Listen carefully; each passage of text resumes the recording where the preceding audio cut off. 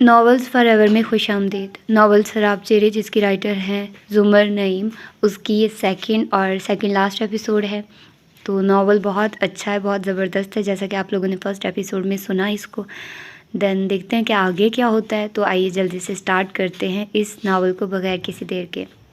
مس انصاری، کیا رشمان ہوش میں ہے؟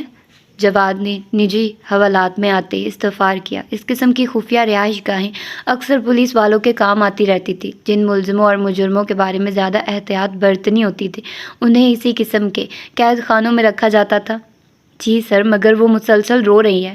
مس انصاری، آپ آنسوؤں سے متاثر ہونے والی ہیں تو نہیں؟ ایکچولی سر، وہ لڑکی کافی انوسینٹ لگی ہے مجھے۔ اس کے خلاف کیس کیا ہے؟ فضا نے بلا جھجک اپنے تاثرات کا اظہار کر کے پوچھا۔ معصومیت ہی تو بندے کو مار دیتی ہے، جوان نے زیر لب کہا، پھر قدرے چونک کر فضا انصاری کو مخاطب کیا۔ اس لڑکی کا احتجاج بخاری کے کیس سے تعلق ہے، ممکن ہے قتل میں بھی ملوث ہو۔ اس کی معصومیت سے دھوکہ مت کھا جانا مس انصاری۔ اس لڑکی کے سلسلے میں آپ کو بہت کیئرفل رہنا ہوگا۔ میرے علاوہ رشمان سے کوئی نہیں مل سکتا، انڈرسٹینڈ؟ مس انصاری کے ساتھ راہداری عبور کرتے ہوئے وہ کافی سنجیدگی سے مخاطب تھا۔ آپ نے اس سے کچھ پوچھا ہے یا اس نے آپ سے کچھ کہا ہے؟ دروازے کے باہر رک کر اس نے پھر سے استفسار کیا۔ آپ کا آرڈر نہیں تھا، اس لیے میں نے ابھی اس سے کچھ جاننے کی کوشش نہیں کی۔ ویسے بھی وہ کچھ دیر پہلے ہوش میں آئی ہے اور تب سے شاید اب تک رو رہی ہوگی۔ اس کے آنسو حقیقت نہیں ہے، وہ ڈرامہ کر رہی ہے۔ میں آپ سے پھر کہہ رہا ہوں، وہ کسی قسم کی رعایت کے لائق نہیں ہے۔ Okay sir. انسپکٹر فضا انصاری نے بجاوری کے لیے سر ہلایا، پھر مخفل دروازہ کھولا جس کے پیچھے رشمان مقید تھی۔ آپ جائیے مس انصاری، اسے میں سنبھال لوں گا۔ فضا انصاری نے اس کی حد سے بڑی سنجیدگی اور سرد موہری پر اسے ایک نظر دیکھا اور پھر خاموشی سے پڑ گئی۔ دروازہ زوردار آواز کے ساتھ کھلا تو سر جھکا کر بیٹھی روتی ہوئی رشمان نے لرزتے ہوئے سر اٹھا کر دیکھنا چاہا۔ مردانہ جوتوں کو دیکھ کر اس کے دل میں دھڑکن پھر سے تیز ہو گئی۔ کچھ دیر پہلے تک جو سارے آنسو بہا چکی تھی، لگتا تھا پھر آنکھوں میں آ گئے۔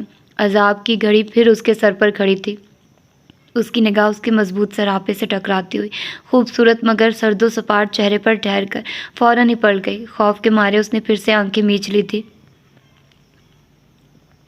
میرے خدا، مجھے اس عذاب سے بچا، میں ان کے ظلم کو نہیں سہ سکتی۔ وہ اپنی سسکی نہ روک سکی۔ پھر کیا ارادہ ہے تمہارا؟ کیا چاہتی ہو تم؟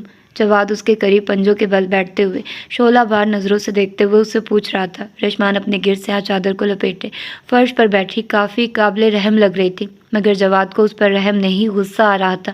مگر اس کے ہاتھ قانون نے نہ باندھ رکھے ہوتے تو وہ شاید مشتعل ہو کر اسے جان سے مار ڈالتا۔ میں نے کچھ نہیں کیا ہے، خدا کے لیے مجھے گھر لے چلیں۔ رشمان نے سر اٹھا کر گڑ گڑاتے ہوئے اسے یقین دلانے کی کوشش کی۔ گھر؟ کس کے گھر جاؤ گی؟ اعتزاز کے گھر؟ میر سجاول کے یا کوئی اور بھی ہے؟ تم جیسی لڑکیوں کا گھر تو ہر رات بدلتا ہے، کوئی ایک گھر ہے تو بتاؤ۔ جواد کی نفرت و بدگمانی نے اس کی روح تک کو فگار کر دیا تھا۔ وہ اس کی نظر میں اس قدر ناقابل اعتبار ہو چکی تھی۔ کیوں؟ یہ سوال اس کے وجود کے ہر حصے سے اٹھ رہا تھا۔ خدا کے لیے اتنا بڑا الزام مت لگائیے مجھ پر۔ میں کسی کو نہیں جانتی، آپ میرا یقین کریں، میں آپ کے علاوہ کسی کو نہیں جانتی، اور خود سے آشنائی کا احساس بھی آپ کا بخشا ہوا ہے، ورنہ تو میں… خدا کے لیے مجھے گھر لے چلے، میں یہاں نہیں رہ سکتی، ماما تو پاگل ہو گئی ہوں گی۔ وہ پھوٹ پھوٹ کر رونے لگی، بے بسی کے شدید احساس تلے دب کر اس کے قدموں کو چھونے کی کوشش بھی کی۔ جواد نے بری طرح اس کے ہاتھ جھٹکے۔ تمہاری یہ ایکٹنگ کم از کم مجھے متاثر نہیں کر سکتی، شرافت سے بتا دو ورنہ تمہارا انجام اچھا نہیں ہوگا، اور بچیں گے تمہارے گھر والے بھی نہیں، تمہارے ہر جرم میں وہ بھی ضرور شریک رہے ہوں گے۔ میں کیسے آپ کو یقین دلاؤں؟ میں نے کیا کیا ہے؟ میرا کسی سے کوئی تعلق نہیں، آپ کو کیوں یقین نہیں آتا مجھ پر؟ کیسے یقین کروں میں تم پر؟ آنکھوں سے دیکھا ہے میں نے، ایک بار دھوکہ کھانے کے بعد بار بار دھوکہ تو نہیں کھا سکتا۔ کیا دیکھا آپ نے مجھ میں؟ میں ایسی ہی بری تھی تو شادی کیوں کی تھی مجھ سے؟ اس بار رشمان قدرے چیختے ہوئے بولی تو جواد نے دھاڑ کر اسے چپ کرایا۔ Shut up! میری بدقسمتی تھی جو تم جیسی لڑکی سے میں نے شادی کی ہے، مگر میرے لیے تم سے جان چھڑانا زیادہ بڑا مسئلہ نہیں ہے۔ میرے لیے اصل مسئلہ ہے پہلے میں اسے نمٹ لوں، پھر تمہیں طلاق دے دوں گا۔ تمہاری اصلیت جاننے کے بعد تو گھر والے بھی تم پر تھوکنے کو ہی کہیں گے۔ جواد کے لہجے میں سموئی نفرت و حقارت حالات کی سنگینی کا احساس دلا رہی تھی۔ زندگی اسے یہ رخ بھی دکھائے گی، اس نے سوچا نہ تھا۔ جواد کے ارادوں نے تو اس کی روح سلب کر لی تھی۔ اکثر لوگوں کو اپنے عیب نظر نہیں آتے. تم جیسے لوگ تو اپنی مصیبت کی آڑ میں ہی سب کچھ چھپا لیتے ہو، مگر تم خود کو مجھ سے کیسے چھپا سکتی ہو؟ میں تو تمہیں تمہارا اصلی چہرہ دکھا سکتا ہوں، پھر دیکھتا ہوں تم کیسے خود کو جھٹلاتی ہو. جواد جھٹکے سے اٹھا، پھر جیب سے اپنا موبائل نکال کر آف کرتے ہوئے اسے کچھ نرمی سے مخاطب کیا. اب بھی اگر تم تعاون کرو تو میں تمہارے ساتھ رعایت بڑھ سکتا ہوں. مجھے آرام سے بتا دو کہ کب سے تم ان لوگوں کے ساتھ تھی، ان کے لیے تم نے کیا کیا ہے؟ اعتزاز کے قتل میں تمہارے ساتھ کون کون شامل تھا؟ اپنا تماشا سرے بازار دیکھنا چاہتی ہو یا مجھے بتاؤ گی؟ قتل؟ میں نے کچھ نہیں کیا، میں کسی کو بھی نہیں جانتی. میں جھوٹ نہیں بول رہی. آپ ماما، آنٹی، گولڈی اور تمی سے بھی پوچھ لیں، میں کسی کو نہیں جانتی. میں نے تو یہ نام بھی پہلی بار سنا ہے. آپ میرا یقین کریں. تم جھوٹ بول رہی ہو. اس کے بلک بلک کر رونے پر وہ ایک دم چیخ اٹھا. رشمان کا بار بار تردید کرنا اس کے اندر بھڑکتے الاؤ کو مزید دہکا رہا تھا. مجھے ان سے یا کسی سے بھی پوچھنے کی ضرورت نہیں ہے. مجھے حقیقت تم اپنی زبان سے بتاؤ گی. انڈرسٹینڈ؟ جواد نے اس کے بال پیشانی سے پکڑ کر اسے جھٹکا دیا تو وہ بری طرح کرا اٹھی. اسے اپنی رگوں میں خون منجمد ہوتا محسوس ہوا. اپنی شدید بے بسی پر چیخنا چلانا چاہتی تھی، مگر جواد کے ظالمانہ رویے نے اس کے لب سی دیے تھے. اس کی نہ زبان پر اعتبار کیا جا رہا تھا اور نہ ہی آنسوؤں پر. ٹھیک ہے، تم اس طرح زبان نہیں کھولنا چاہتی تو مجھے دوسرا حربہ آزمانا پڑے گا، اور اس سے بھی پہلے میں تمہیں تمہارا اصلی چہرہ دکھانا چاہتا ہوں. آؤ. جواد نے اپنے اسی سرد انداز میں اسے اپنے پیچھے آنے کے لیے کہا. رشمان کے قدموں میں سکت نہیں تھی، پھر بھی اسے آگے بڑھنا تھا. وہ اس کے پیچھے جس کمرے میں داخل ہوئی وہاں آفس روم کی سیٹنگ تھی. آفس ٹیبل پر البتہ ایک ٹی وی کا اضافہ تھا. وہ لرزیدہ وجود کے ساتھ سہمے ہوئے قدم اٹھاتی کمرے کے وسط تک پہنچی. فضا انصاری سے شاید پہلے ہی اس کیس پر بات ہو چکی تھی، تبھی وہ اس بار اسے رحم و ہمدردی کی بجائے عجیب سی نظروں سے دیکھ رہی تھی. جواد نے اپنی شرٹ کے چند ایک بٹن کھول کر اپنے پہلو میں اڑسی ہوئی ویڈیو کیسٹ نکال کر فضا انصاری کی طرف بڑھایا. اسے لگائیے. اور پھر وہ ایک طرف پڑی کرسی پر بیٹھ گیا. بیٹھو. ٹی وی کے سامنے چند فٹ کے فاصلے پر پڑی کرسیوں میں ایک پر بیٹھنے کا اشارہ کیا. فضا انصاری نے ایک نظر روتی ہوئی رشمان پر ڈال کر ویڈیو کیسٹ کو ویڈیو پلیئر میں ڈالا. ریموٹ کنٹرول اپنے ہاتھ میں لیتے ہوئے جواد نے اسے گھورتی نظروں سے دیکھا. رشمان کی سانس جیسے حلق میں اٹکنے لگی تھی. پیاس کی شدت سے ہونٹ بالکل خشک ہو چکے تھے جنہیں وہ زبان کے ساتھ تر کرنے کی کوشش کر رہی تھی. اپنے حلق سے تھوک نگلتے ہوئے بہت ہمت کر کے اس نے لب وا کیے. یہ کیا ہے؟ ٹی وی اسکرین پر غیر واضح مناظر گردش کر رہے تھے جن سے الجھ کر رشمان نے پوچھا تھا. یہ تمہارے سارے جھوٹوں کا پول ہے جو اب کھل رہا ہے. جواد کے سنگ دلانہ رویے پر وہ لب بھینچ کر رہ گئے. وہ اسے کیا دکھانا چاہتا تھا؟ جواد ریموٹ کنٹرول کے ذریعے غیر واضح مناظر کو تیزی سے گزار رہا تھا. رشمان اسکرین کے بجائے رحم طلب نظروں سے جواد کی طرف رخ موڑے ہوئے تھی، جس پر اس نے بری طرح جھڑک دیا. تمہاری ادائیں اب کچھ نہیں کر سکتی. اسکرین کی طرف دیکھو اور کوئی چالاکی کرنے سے پہلے اپنے گھر والوں کے بارے میں ضرور سوچ لینا. رشمان کی آنکھوں سے آنسو تواتر سے برسنے لگے. اس نے دھندلائی آنکھوں سے اسکرین پر نظر جمائی. 2 ہیولے چلتے پھرتے محسوس ہوئے تھے. 2-3 بار آنکھیں صاف کر کے سامنے دیکھا تو وہ دھک سے رہ گئی. اسے اسکرین پر نظر آنے والے منظر پر اور پھر اپنی آنکھوں پر اعتبار نہیں آیا. یہ جواد غیر واضح مناظر کو فارورڈ کر رہا تھا. جھرنے کے کنارے وہ پانی میں پاؤں لٹکائے کسی کے ساتھ بہت قریب ہو کر بیٹھی ہوئی تھی. اس کی مسکراہٹ بہت جاندار اور واضح تھی. کیمرے کی آنکھ نے بہت مہارت سے اس کے خد و خال کو اجاگر کیا تھا. وہ اپنے آپ کو سامنے دیکھ کر بے اختیار چیخ اٹھی. یہ جھوٹ ہے. یہ میں نہیں ہوں. میرا یقین کرے، یہ میں نہیں ہوں. یہ کوئی سراب ہے، دھوکہ ہے. Please believe me. یہ میں. رشمان اٹھ کر اس کے قدموں میں بیٹھ گئی. اسے ایک پل میں جواد کے بگڑے رویوں کی وجہ کا ادراک ہو گیا تھا. جواد اس کے چیخنے چلانے اور اپنے قدموں میں بیٹھنے پر غضبناک ہوا تھا. اسکرین پر نظر آنے والا منظر سٹل کر کے اسے بازوؤں سے پکڑ کر تقریباً اٹھا کر پٹکنے والے انداز میں کرسی پر بٹھایا. اس کے ہاتھ کرسی کی ہتھیوں سے جکڑنے کے بعد اس کے منہ پر بھی ٹیپ چپکائی. فضا انصاری اس کا جنونی انداز پہلی بار دیکھ رہی تھی، اس لیے حیرت میں مبتلا بیٹھی تھی. آرام سے بیٹھی رہو اور صرف اپنی آنکھیں کھلی رکھ کر اپنے کرتوت دیکھو، ورنہ تمہارا وہ حشر کروں گا کہ دیکھ بھی نہیں سکو گی. اس کے باوجود وہ سر پٹک پٹک کر نفی کیے جا رہی تھی. جواد بہت ضبط و صبر سے ان مناظر کو دوبارہ دیکھ رہا تھا جس میں رشمان اور اعتزاز کی قربتیں حد سے تجاوز کر گئی تھی. رشمان بھی دیکھ کر دم بخود تھی کہ یہ سب کس نے اور کیوں فلم بند کیا تھا. وہ ایک بار پھر اپنے حواس کھو چکی تھی. سر، کیا آپ کو پورا یقین ہے کہ اعتزاز کے قتل میں یہ لڑکی بھی ملوث ہوگی؟ فضا نے رشمان کو اس کے کمرے میں پہنچانے کے بعد سگریٹ پھونکتے جواد کو چائے پیش کرتے ہوئے استفسار کیا۔ دراصل وہ جواد کے رویے سے اپنے ذہن میں پڑی الجھنیں کھولنا چاہتی تھی۔ میں وثوق سے تو نہیں کہہ سکتا، مگر اس کا تعلق تو ہے۔ یہ کیسٹ اعتزاز کے لاکر سے ملی ہے۔ اس کا مطلب یہ ہوا کہ یا تو اعتزاز کو کیسٹ کے ذریعے بلیک میل کیا گیا تھا یا پھر اعتزاز سے کیسٹ حاصل کرنے کے لیے اقدام قتل کیا گیا ہوگا۔ یقیناً ایسا ہی ہے۔ اس لڑکی کی قربتیں یکساں طور پر میر سجاول اور اعتزاز بخاری کے لیے نظر آئی ہیں۔ اعتزاز نے شاید اس حوالے سے بلیک میل کیا ہو تو میر سجاول اور عثمان نے مل کر اسے خاموش کر دیا۔ لیکن سر، یہ تو صرف قیاس ہے نا، قتل کی وجوہات کچھ اور بھی ہو سکتی ہیں۔ فضا انصاری اس کی بات سے متفق نظر نہیں آ رہی تھی۔ ہاں، یہ بھی ممکن ہے، لیکن مجھے یہ فیکٹ لگتا ہے کیونکہ میں اعتزاز کو کافی زیادہ جانتا تھا۔ اسے اپنی ریپوٹیشن کا کبھی خیال نہیں رہا تھا، اسی لیے اتنا بڑا دھوکہ کھا گیا۔ بہرحال حقیقت زیادہ دیر تک چھپی نہیں رہے گی۔ مجرم ہمیشہ اپنے جرم کا کوئی نہ کوئی نشان ضرور چھوڑ جاتا ہے، جبکہ ہمارے پاس تو کافی کچھ موجود ہے جس کے ذریعے ہم جلد قاتل تک پہنچ جائیں گے۔ انشاءاللہ ایسا ہی ہوگا۔ لڑکی کے بارے میں مزید کوئی آرڈر سر؟ اس کے لیے وہی آرڈر ہے، کوئی رعایت، کوئی اپروچ نہیں چلے گی۔ وہ ہوش میں نہیں آئی تو اسے ہوش میں لائیے، مجھے اس سے بات کرنی ہے۔ فضا انصاری سر ہلا کر کمرے سے نکل گئی۔ وہ بہت مشکل سے ہوش میں آئی تھی۔ ہوش میں آنے کے بعد اس کی زبان سے ایک ہی بات کی تکرار جاری تھی، وہ میں نہیں ہوں، وہ میں نہیں ہوں۔ فضا انصاری نے اس کی بات سننے کے بعد قدر تحمل سے اسے سمجھانے کی کوشش کی۔ دیکھو، تم کھلی حقیقت پر پردہ کیسے ڈال سکتی ہو؟ مزید تمہارے خلاف بہت سے ثبوت و شواہد ملے ہیں۔ اگر تم ہمارے ساتھ تعاون کرو گی تو فائدے میں رہو گی، ورنہ ہمیں سچ اگلوانا تو آتا ہی ہے۔ میں کہہ رہی ہوں نا، میں وہ نہیں ہوں، وہ دھوکہ ہے، سراب ہے کوئی، میں کسی کو نہیں جانتی، پلیز میرا اعتبار۔ Shut up! اب اگر بکواس کی تو؟ جواد نے اندر آتے ہوئے اسے سختی سے جھڑکا، پھر فضا انصاری سے مخاطب ہوا۔ مس انصاری، آپ نے کبھی ایسا چور دیکھا ہے جو رنگے ہاتھوں پکڑا بھی جائے اور پھر بھی اپنے جرم، اپنے گناہ سے انکار کرے؟ فضا نے خاموشی سے جواد کی طرف رخ موڑا۔ نہیں دیکھا نا، مگر آج دیکھ لیں۔ اپنے جرم و گناہ کیا، اپنے وجود سے بھی منکر اس لڑکی کو دیکھیے جو بظاہر تو معصوم نظر آتی ہے، لیکن شاید اسی ہتھیار سے اس نے نہ جانے کتنوں کو اسی طرح میٹھی چھری تلے ذبح کیا ہوگا۔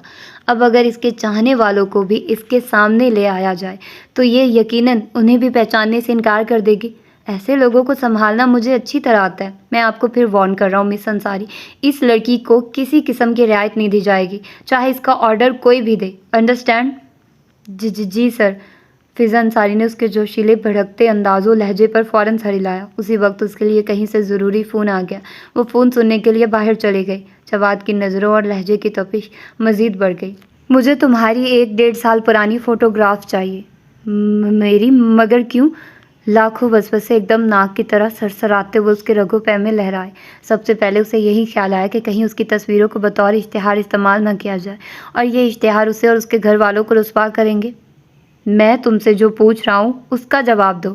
وہ آپ کے پاس تھی؟ اس نے آنسوؤں کی زیادتی کی وجہ سے بہتی ناک کو آستین سے صاف کیا۔ مہندی کی رات اس کے چہرے پر پھولوں کی کھلتی لالی بانگ پن جو تھا اب غائب تھا، بلکہ اب تو اس کی اپنی اصلی گلابی رنگت بھی مانند پڑ گئی تھی۔ اب اس کا دل رشمان کے لیے دھڑکتا بھی تو اسے قابو کرنا اسے آتا تھا۔ تم نے دیکھا تھا، میں انہیں پھاڑ کر ضائع کر چکا ہوں۔ اس کی بات ختم ہونے سے پہلے ہی وہ ہچکیوں سے رونے لگی۔ مجھے اپنی بات بار بار دہرانے کی عادت نہیں۔ تمہاری فوٹوز کہاں اور کس کے پاس ملیں گی؟ اس کی برہمی پر رشی سہم کر آنسو صاف کرنے لگی۔ گھر پر، ماما کے گھر پر، میرے روم میں، میری وارڈروب کے دراز میں ہوں گی، مگر گھر کے علاوہ کہیں اور؟ جواد نے اس کی بات تیزی سے کاٹی۔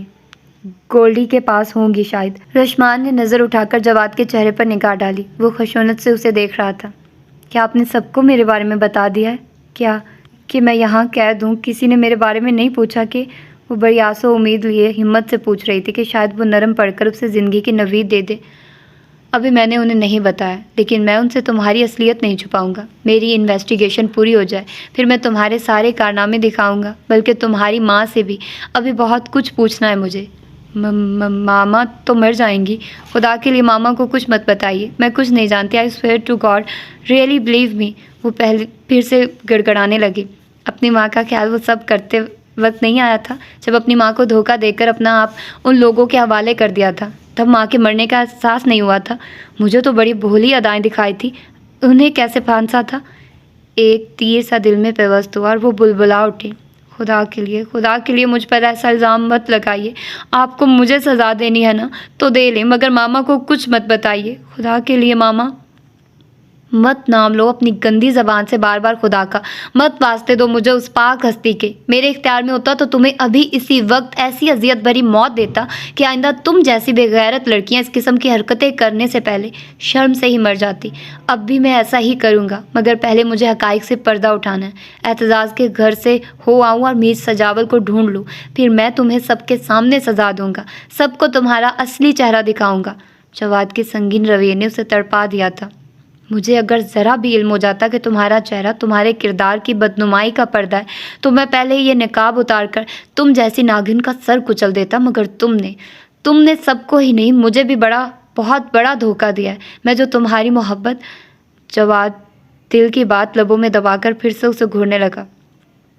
تم اب کتنا بھی رو لو، کتنے بھی آنسو بہا لو، تمہاری یہ مکاری مگرمچھ کے یہ ٹسوے مجھے نہیں پگھلا سکتے۔ مجھے تم سے شدید نفرت ہے۔ I hate you. جواد کے غصے میں اس کے جذبوں کے ٹوٹتے بکھرتے کانچ کی چبھن بھی تھی۔ وہ کمرے میں موجود کرسی کو ٹھوکر سے الٹتے ہوئے غصے میں کھولتا ہوا باہر نکل گیا۔ رشمان پھر سے دوزانو ہو کر بلک بلک کر رونے لگی۔ میرے خدایا، یہ سب کیا ہو رہا ہے؟ میں یہ سب نہیں سہ سکتی۔ یہ کوئی فریب ہے یا کیا ہے؟ میرے شعور کے پردے شفاف کیوں ہیں؟ میں کچھ نہیں جانتی۔ میری سزا کا جواز کتنا گھناؤنا ہے۔ میرے گناہ کا منہ بولتا ثبوت کہاں سے آیا؟ وہ میں نہیں ہوں، مگر پھر وہ کیسٹ، وہ چہرہ، وہ سراپا کیسے؟ یا خدا تو ہی مجھے بچا لے، ورنہ… وہ پھر سے ہوش و حواس سے بیگانہ ہو گئی تھی۔ ہیلو تیمور، جواد نے بہت کشمکش کے بعد گھر فون کیا تھا۔ صبح کا وقت تھا اور وہ چاہتا بھی یہی تھا کہ اس کا فون تیمور ریسیو کرے۔ چاچو آپ؟ تیمور کی نیند سے بوجھل آواز میں حیرت در آئی۔ میری بات سنو، ابھی میرے فون کا کسی کو مت بتانا۔ تم ایک کام کرو، تمہارے پاس یا گولڈی کے پاس رشمان کی فوٹوگرافز ہوں گی، پلیز انہیں لے کر میرے آفس میں آ جاؤ۔ اوہ جناب، آپ یہی ہیں، پھر ہمیں چکر کیوں دیا؟ تیمور کی حیرت یقینی تھی۔ نو نہیں، میں یہاں تو نہیں ہوں۔ جواد کو اپنا بہانہ یاد آیا۔ تو پھر آفس کس کے پاس آؤں؟ تیمور زیر لب ہنسا۔ میرا مطلب ہے میں یہاں نہیں تھا، اب ایک ضروری کام سے آیا تھا۔ تو ضروری کام کا تصویروں سے بھی تعلق ہے؟ تیمور نے اسے چھیڑا۔ یار مذاق کا موڈ نہیں ہے میرا، تم سے جو کہہ رہا ہوں وہ کرو، فوراً آفس پہنچو اور پلیز ابھی گولڈی کو بھی نہ بتانا۔ اوکے، ہری اپ، میں تمہارا انتظار کر رہا ہوں۔ تیمور کو مزید کچھ کہنے کا موقع دیے بغیر جواد نے فون بند کر دیا۔ تیمور نے بھی کندھے اچکا کر کچھ نہ سمجھنے کا تاثر چہرے پر سجاتے ہوئے ریسیور رکھ کر سوچا، چاچو بھی عجیب ہے، ضروری کام سے گئے تھے، ضروری کام سے آئے ہیں، رشمان ساتھ ہے، پھر بھی اس کی تصاویر کی ضرورت پڑ گئی۔ خیر 2 دن ہی تو شادی کو ہوئے، وہ ساتھ نہیں ہوگی، اس کی یاد ستا رہی ہوگی۔ چلو تمی بچے، چاچو کی مشکل حل کرو۔ وہ خود سے باتیں کرتا ہوا بہت محتاط ہو کر گولڈی کے کمرے میں داخل ہوا۔ کچھ دیر بعد وہ گولڈی کے البم سے رشمان کی چند ایک تصویریں لے کر سبھی کو سوتا بے خبر چھوڑ کر جواد کے آفس آ پہنچا۔ صبح کے 5:30 بجے جواد مکمل بیداری کے ساتھ بیٹھا اس کا منتظر تھا۔ چند گھنٹے اور صبر کر لیتے تو اسٹوڈیو کھلتے ہی آپ کی زوجہ محترمہ کو عروس کے روپ میں پیش کر دیتا۔ چلیے یہ بھی ایسی بری نہیں ہے، جواد کو اس کی تصویریں دیتے ہوئے تمی نے شرارت سے کہا، مگر اس کے چہرے پر پہلا سرد و سپاٹ تاثر ذرا نہ بدلا۔ کسی کو بتا کر تو نہیں آئے؟ میرے سوا وہاں کوئی اللہ والا بندہ ایسا نہیں ہے جو صبح سویرے اٹھے۔ ویسے چاچو، if you don't mind, please ایک بات پوچھوں؟ تیمور کا انداز شرارتی تھا۔ جواد نے اسے بھویں اچکا کر دیکھا۔ آپ کو اس رشی کی بچی، اوہ سوری ہماری آنٹی صاحبہ میں کیا نظر آیا؟ اس سے شادی کر کے آپ کچھ زیادہ ہی چینج نہیں ہو گئے؟ تیمور نے کرسی پر پھیل کر بیٹھتے ہوئے اپنی بے تکلفی کا اظہار کیا۔ بس سمجھو کہ نظر کا دھوکہ ہوا اور میں پھنس گیا۔ جواد کے تاثرات ابھی بھی سپاٹ تھے۔ پھنس گئے؟ کسی نے زبردستی تو نہیں کی تھی، آپ کی اپنی شدید خواہش تھی، اب ہمیں چکر دے رہے ہیں؟ ویسے چاچو، آپ جو ایک دن میں اس کے مالک بن کر اسے لے اڑے ہیں تو اس بات پر سبھی ناراض ہیں، اس کے گھر والے بھی بہت زیادہ خوش نہیں ہیں آپ کی اس حرکت پر۔ لڑی تو یقیناً رشی بھی ہوں گی آپ سے، ہے نا؟ تیمور نے جمائی روکتے ہوئے اسے چھیڑنے کے ساتھ اطلاع بھی دی۔ کیوں؟ آپ نے اسے ہم سے جدا جو کیا، یہ بہت بڑا فاؤل ہے چاچو۔ آپ اپنی ڈیوٹیز کرتے، اسے تو ہمارے ساتھ رہنے دیتے، وہ خوش تو نہیں ہوگی ہمارے بغیر؟ لڑکیاں ماں باپ کو چھوڑ کر خوش رہتی ہیں، تو تم سے جدائی کا غم کون منائے گا؟ اچھا مجھے باتوں میں مت لگاؤ، مجھے ابھی واپسی کے لیے نکلنا ہے، تم بھی اب گھر بھاگو۔ جواد نے بامشکل اپنے آپ پر قابو پا کر لہجے میں خوشگواریت بھری تھی۔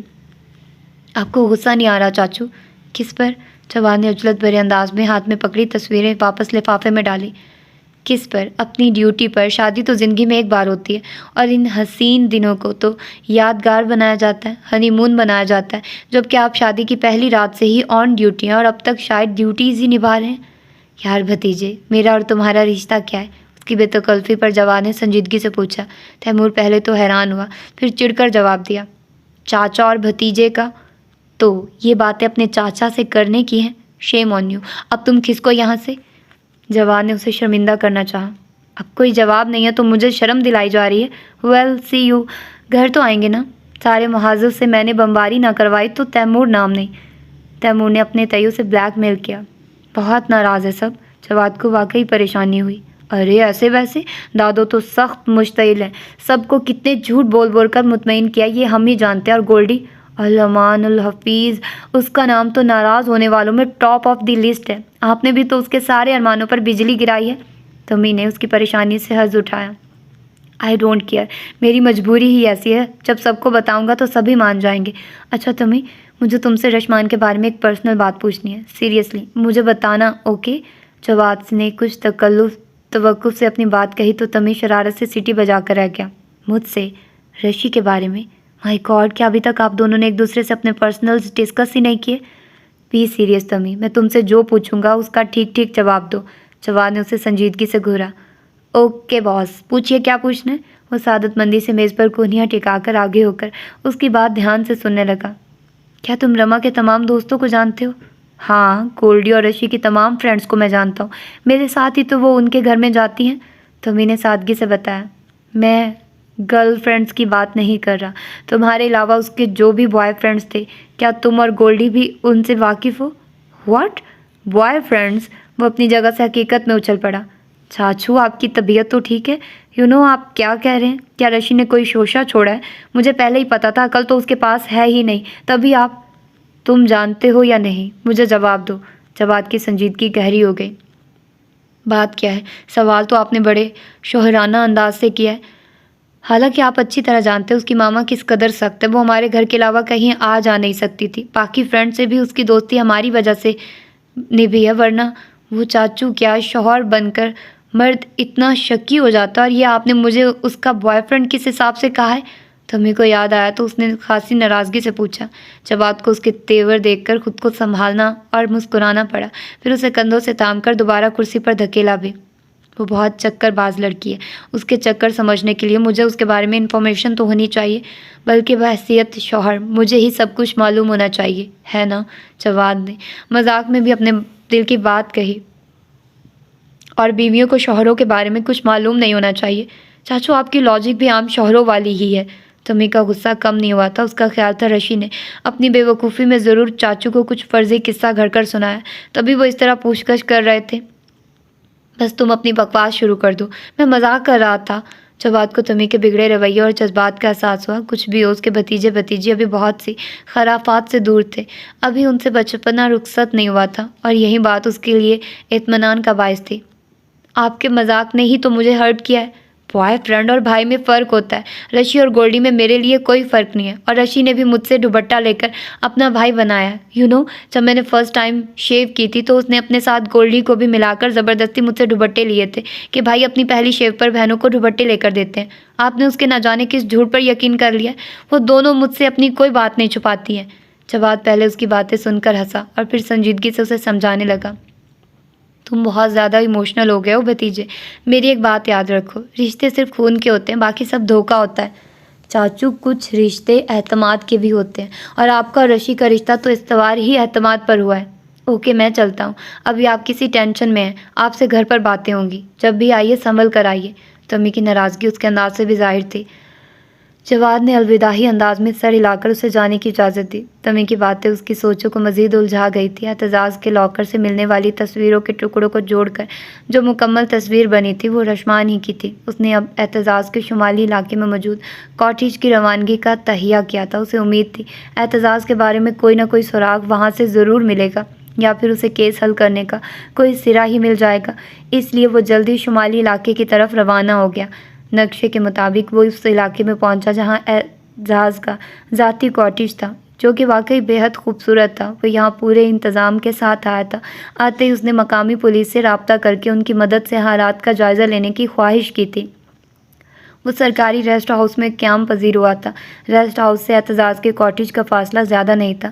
سب سے پہلے اس نے ارد گرد کا جائزہ لیا تھا اور پھر اعتزاز کے بارے میں مقامی لوگوں کی رائے جاننے کی کوشش کی تھی۔ اعتزاز بخاری کو زیادہ لوگ نہیں جانتے تھے اور جو جانتے تھے ان کی رائے بھی مبہم تھی۔ اعتزاز کے کاٹیج کی دیکھ بھال کرنے والا چوکیدار بھی بدل گیا تھا۔ موجودہ چوکیدار سابقہ چوکیدار کا سالہ تھا۔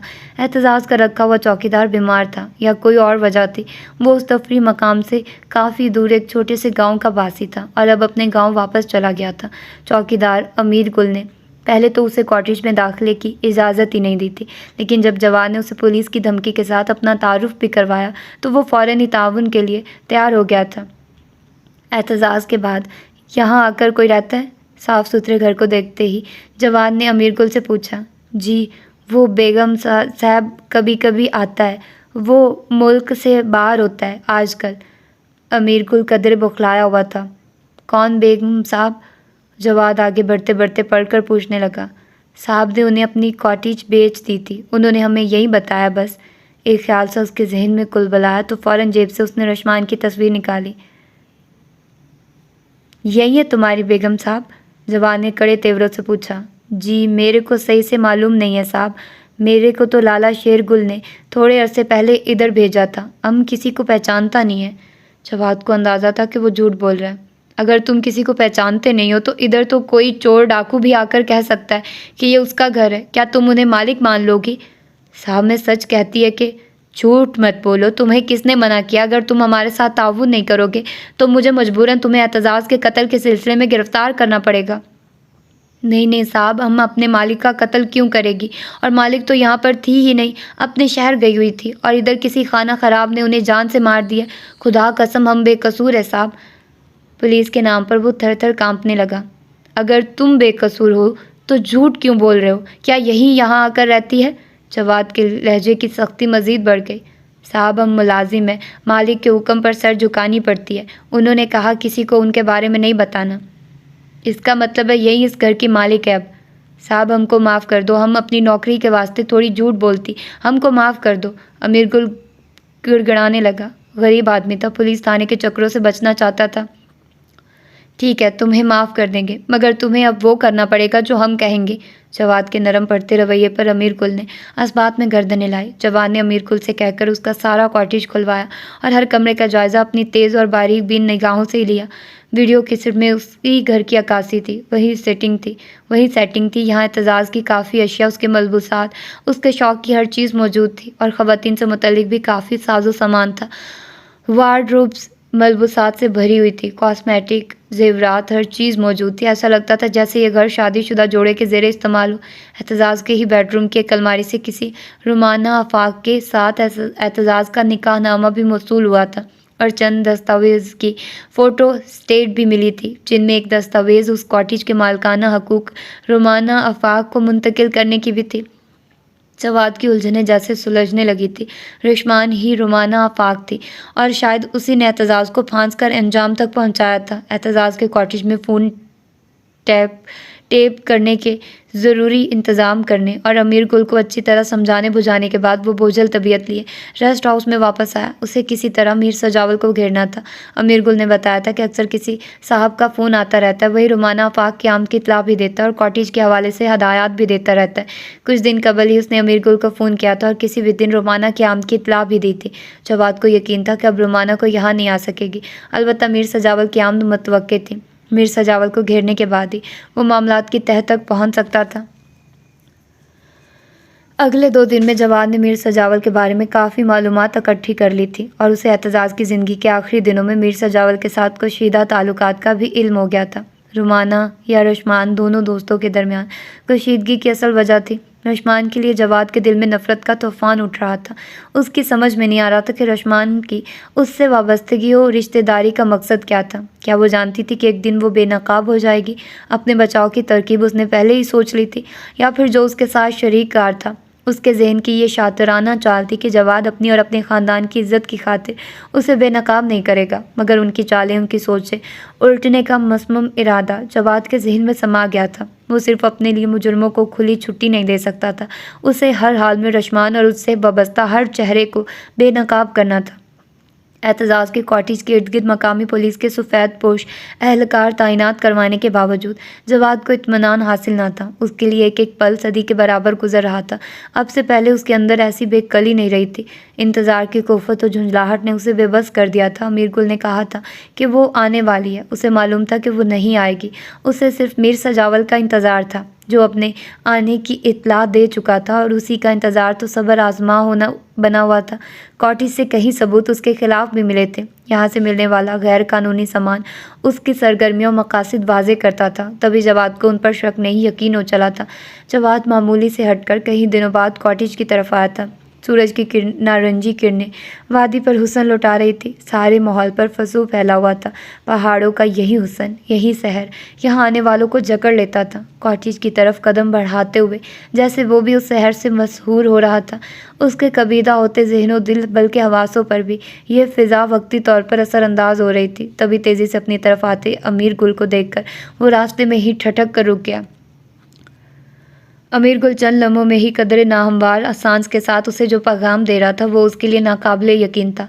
صاحب، بیگم صاحب ابھی تھوڑی دیر پہلے آیا ہے، ہم بڑی مشکل سے آپ کو بتانے آیا، وہ ہم پر بہت ناراض ہے، معلوم نہیں کیوں۔ وہ اکیلی ہیں یا کوئی اور بھی ساتھ ہے؟ ذہن میں ایک ہی سوال تھا کہ وہ یہاں کیسے آ سکتی۔ اس کے آگے بڑھتے ہوئے ہر قدم میں کچھ لرزش سی تھی۔ رشمان کی یہاں آمد کا سوچ کر اس کے اعصاب کھنچنے لگے تھے، سوچے آکٹوپس کی طرح اسے جکڑنے لگی تھی۔ امیر گل نے نہ جانے اسے کیا جواب دیا تھا۔ وہ کہاں سن رہا تھا، وہ تو اپنے احساسات کے گہرے میں تھا۔ اگر رشمان یہاں آئی ہے تو اب اس کے ساتھ کیسا برتاؤ کرے گا، یہ وہ نہیں جانتا تھا۔ البتہ اس نے خود کو سنبھالنے اور سمجھانے کی بہت کوشش کی کہ ابھی اسے اپنے آپ کو، اپنے جذبات کو قابو میں رکھ کر حقائق سے پردہ اٹھانا ہے۔ کاٹیج کے دروازے تک پہنچنے سے پہلے وہ نہ صرف خود کو سنبھال چکا تھا بلکہ خود کو کسی بھی قسم کی صورتحال کے لیے تیار بھی کر چکا تھا۔ جواد بے دھڑک کھلے دروازے سے اندر داخل ہوا، مگر اگلے ہی پل اسے ٹھٹک کر رک جانا پڑا۔ ارے کہاں خود سے چلے آ رہے ہو؟ کون ہو تم؟ امیر گل، امیر گل! چنگھاڑتی ہوئی نسوانی آواز نے اسے رکنے پر مجبور کیا تھا، اور وہ ٹھٹک کر جیسے دیکھ رہا تھا وہ کوئی انہونی تھی جس نے اسے چند لمحوں کے لیے گم کر دیا تھا۔ آنکھوں کی پتلیاں حد درجہ پھیل گئی تھیں، ہونٹ سختی سے آپس میں پیوست ہو چکے تھے، اور اس کے دونوں ہاتھ بھی پشت پر بندھے تھے، مگر انگلیوں کی اضطراری جنبش اس کی ذہنی جو جذباتی کشمکش کی خماس تھی۔ اس کا ذہن و دل سامنے کھڑی مجسم حقیقت کو ماننے سے انکاری تھا۔ اے مسٹر، کون ہو تم؟ کس کی اجازت سے اندر آئے ہو؟ اب وہ بالکل سامنے آ کھڑی ہوئی تھی۔ لہجے کی اجنبیت، نقوش کے غیر شناسہ تاثر نے جواد کو حواسوں میں واپس آنے میں مدد دی۔ ذہن کی اٹکی مشین بھی حرکت میں آ گئی اور حقیقت کو ماننے لگی۔ وہی چہرہ، وہی نقوش، آواز کا تاثر بھی ملتا جلتا تھا۔ جو بدلاؤ تھا بھی تو شاید لہجے میں، بس کرختگی و اجنبیت کی وجہ سے تھا۔ دل کے کسی کونے میں ٹھیس سی اٹھی تھی۔ اس کے اس روپ کو دیکھنے کی کوشش و تمنا کے باوجود وہ اسے دیکھنا نہیں چاہتا تھا۔ یہ اعتزاز بخاری کا کاٹیج ہے اور میں اس کا دوست ہوں۔ جواد نے بامشکل اپنے لہجوں کو سنبھالا۔ مسٹر، مجھے آپ کے اس کے دوست ہونے پر کوئی شک نہیں ہے، لیکن اب یہ کاٹیج اعتزاز کا نہیں ہے، میرا ہے۔ آپ اپنا شک دور کر لیں اور آئندہ بنا اجازت اندر آنے کی کوشش مت کیجیے گا، ورنہ… جرأت و دلیری کا عجیب مظاہرہ تھا۔ جواد کا ذہن فوراً فضا انصاری کی طرف چلا گیا۔ وہ غیر ذمہ دار نہیں تھی کہ اس کے حکم اور تنبیہ کے باوجود ایک لڑکی اس کی گرفت سے نکل کر ایک نئے انداز کے ساتھ اس کے سامنے آ کھڑی ہوئی تھی، لیکن ایسا ہوا تو تھا۔ فضا انصاری کی غیر ذمہ داری کا ثبوت اس کے سامنے تھا۔ مجھے بھی تمہارے بارے میں کوئی شک نہیں ہے، اور واقف تو تم بھی ہو مجھ سے، مگر اب انجان بن رہی ہو۔ اس جگہ کی دعوے دار تم بن رہی ہو، لیکن جہاں تک میرے علم میں ہے اس گھر کی دعوے دار یہ ہستی ہے۔ جواد نے اسی گھر سے حاصل شدہ ایک تصویر اپنی جیب سے نکال کر اس کے سامنے لہرائی۔ یہ تصویر ایک عام نقوش کی مالک لڑکی کی تھی۔ جواد کو اس طرف جس بات نے متوجہ کیا تھا وہ اس کے آدھے چہرے پر پھیلے زخموں کے نشانوں نے کیا تھا۔ لڑکی کے چہرے پر ان نشانوں کے علاوہ کرب کی شدت بھی پھیلی ہوئی تھی۔ اعتزاز کے ذاتی البم کی ایک تصویر کے اندر چھپی اس تصویر نے جواد کے تجسس کو ابھار دیا تھا۔ اعتزاز جیسے حسن پرست انسان کے پاس ایسی تصویر یا تصویر والی سے وابستگی اچنبھے کی بات تھی۔ کون ہو تم؟ رومانہ کے چہرے کے ساتھ آنکھوں کا رنگ بھی متغیر ہوا تھا۔ وہ اس وقت گہرے براؤن رنگ کے لینس لگائے ہوئے تھی، جبکہ جواد نے اس کی آنکھوں کا اصل رنگ دیکھا تھا، اور وہ ان گہری سیاہ جھیلوں میں ہی تو ڈوبا تھا۔ جواد کو اس کا تغیر کھٹکا تھا۔ پہلے تم بتاؤ، تمہاری شناخت کیا ہے؟ رشمان امل ہو یا رومانہ آفاق، یا کوئی اور نام بھی ہے تمہارا؟ شٹ اپ، تم جو کوئی بھی ہو آرام سے یہاں سے چلے جاؤ ورنہ میں پولیس کو فون کروں گی. اس طرح میرے گھر میں زبردستی گھسنے کا انجام اچھا نہیں ہوگا. امیر گل کہاں مر گئے ہو؟ اس نے اپنی آواز میں دھمکی کے ساتھ گرج بھی پیدا کی. مجھ پر تمہاری دھمکیاں اثر نہیں کریں گی. تم مت بھولو کہ میں تمہاری اصلیت سے واقف ہوں. اچھا، کیا جانتے ہو تم میرے بارے میں؟ میں بھی تو سنوں.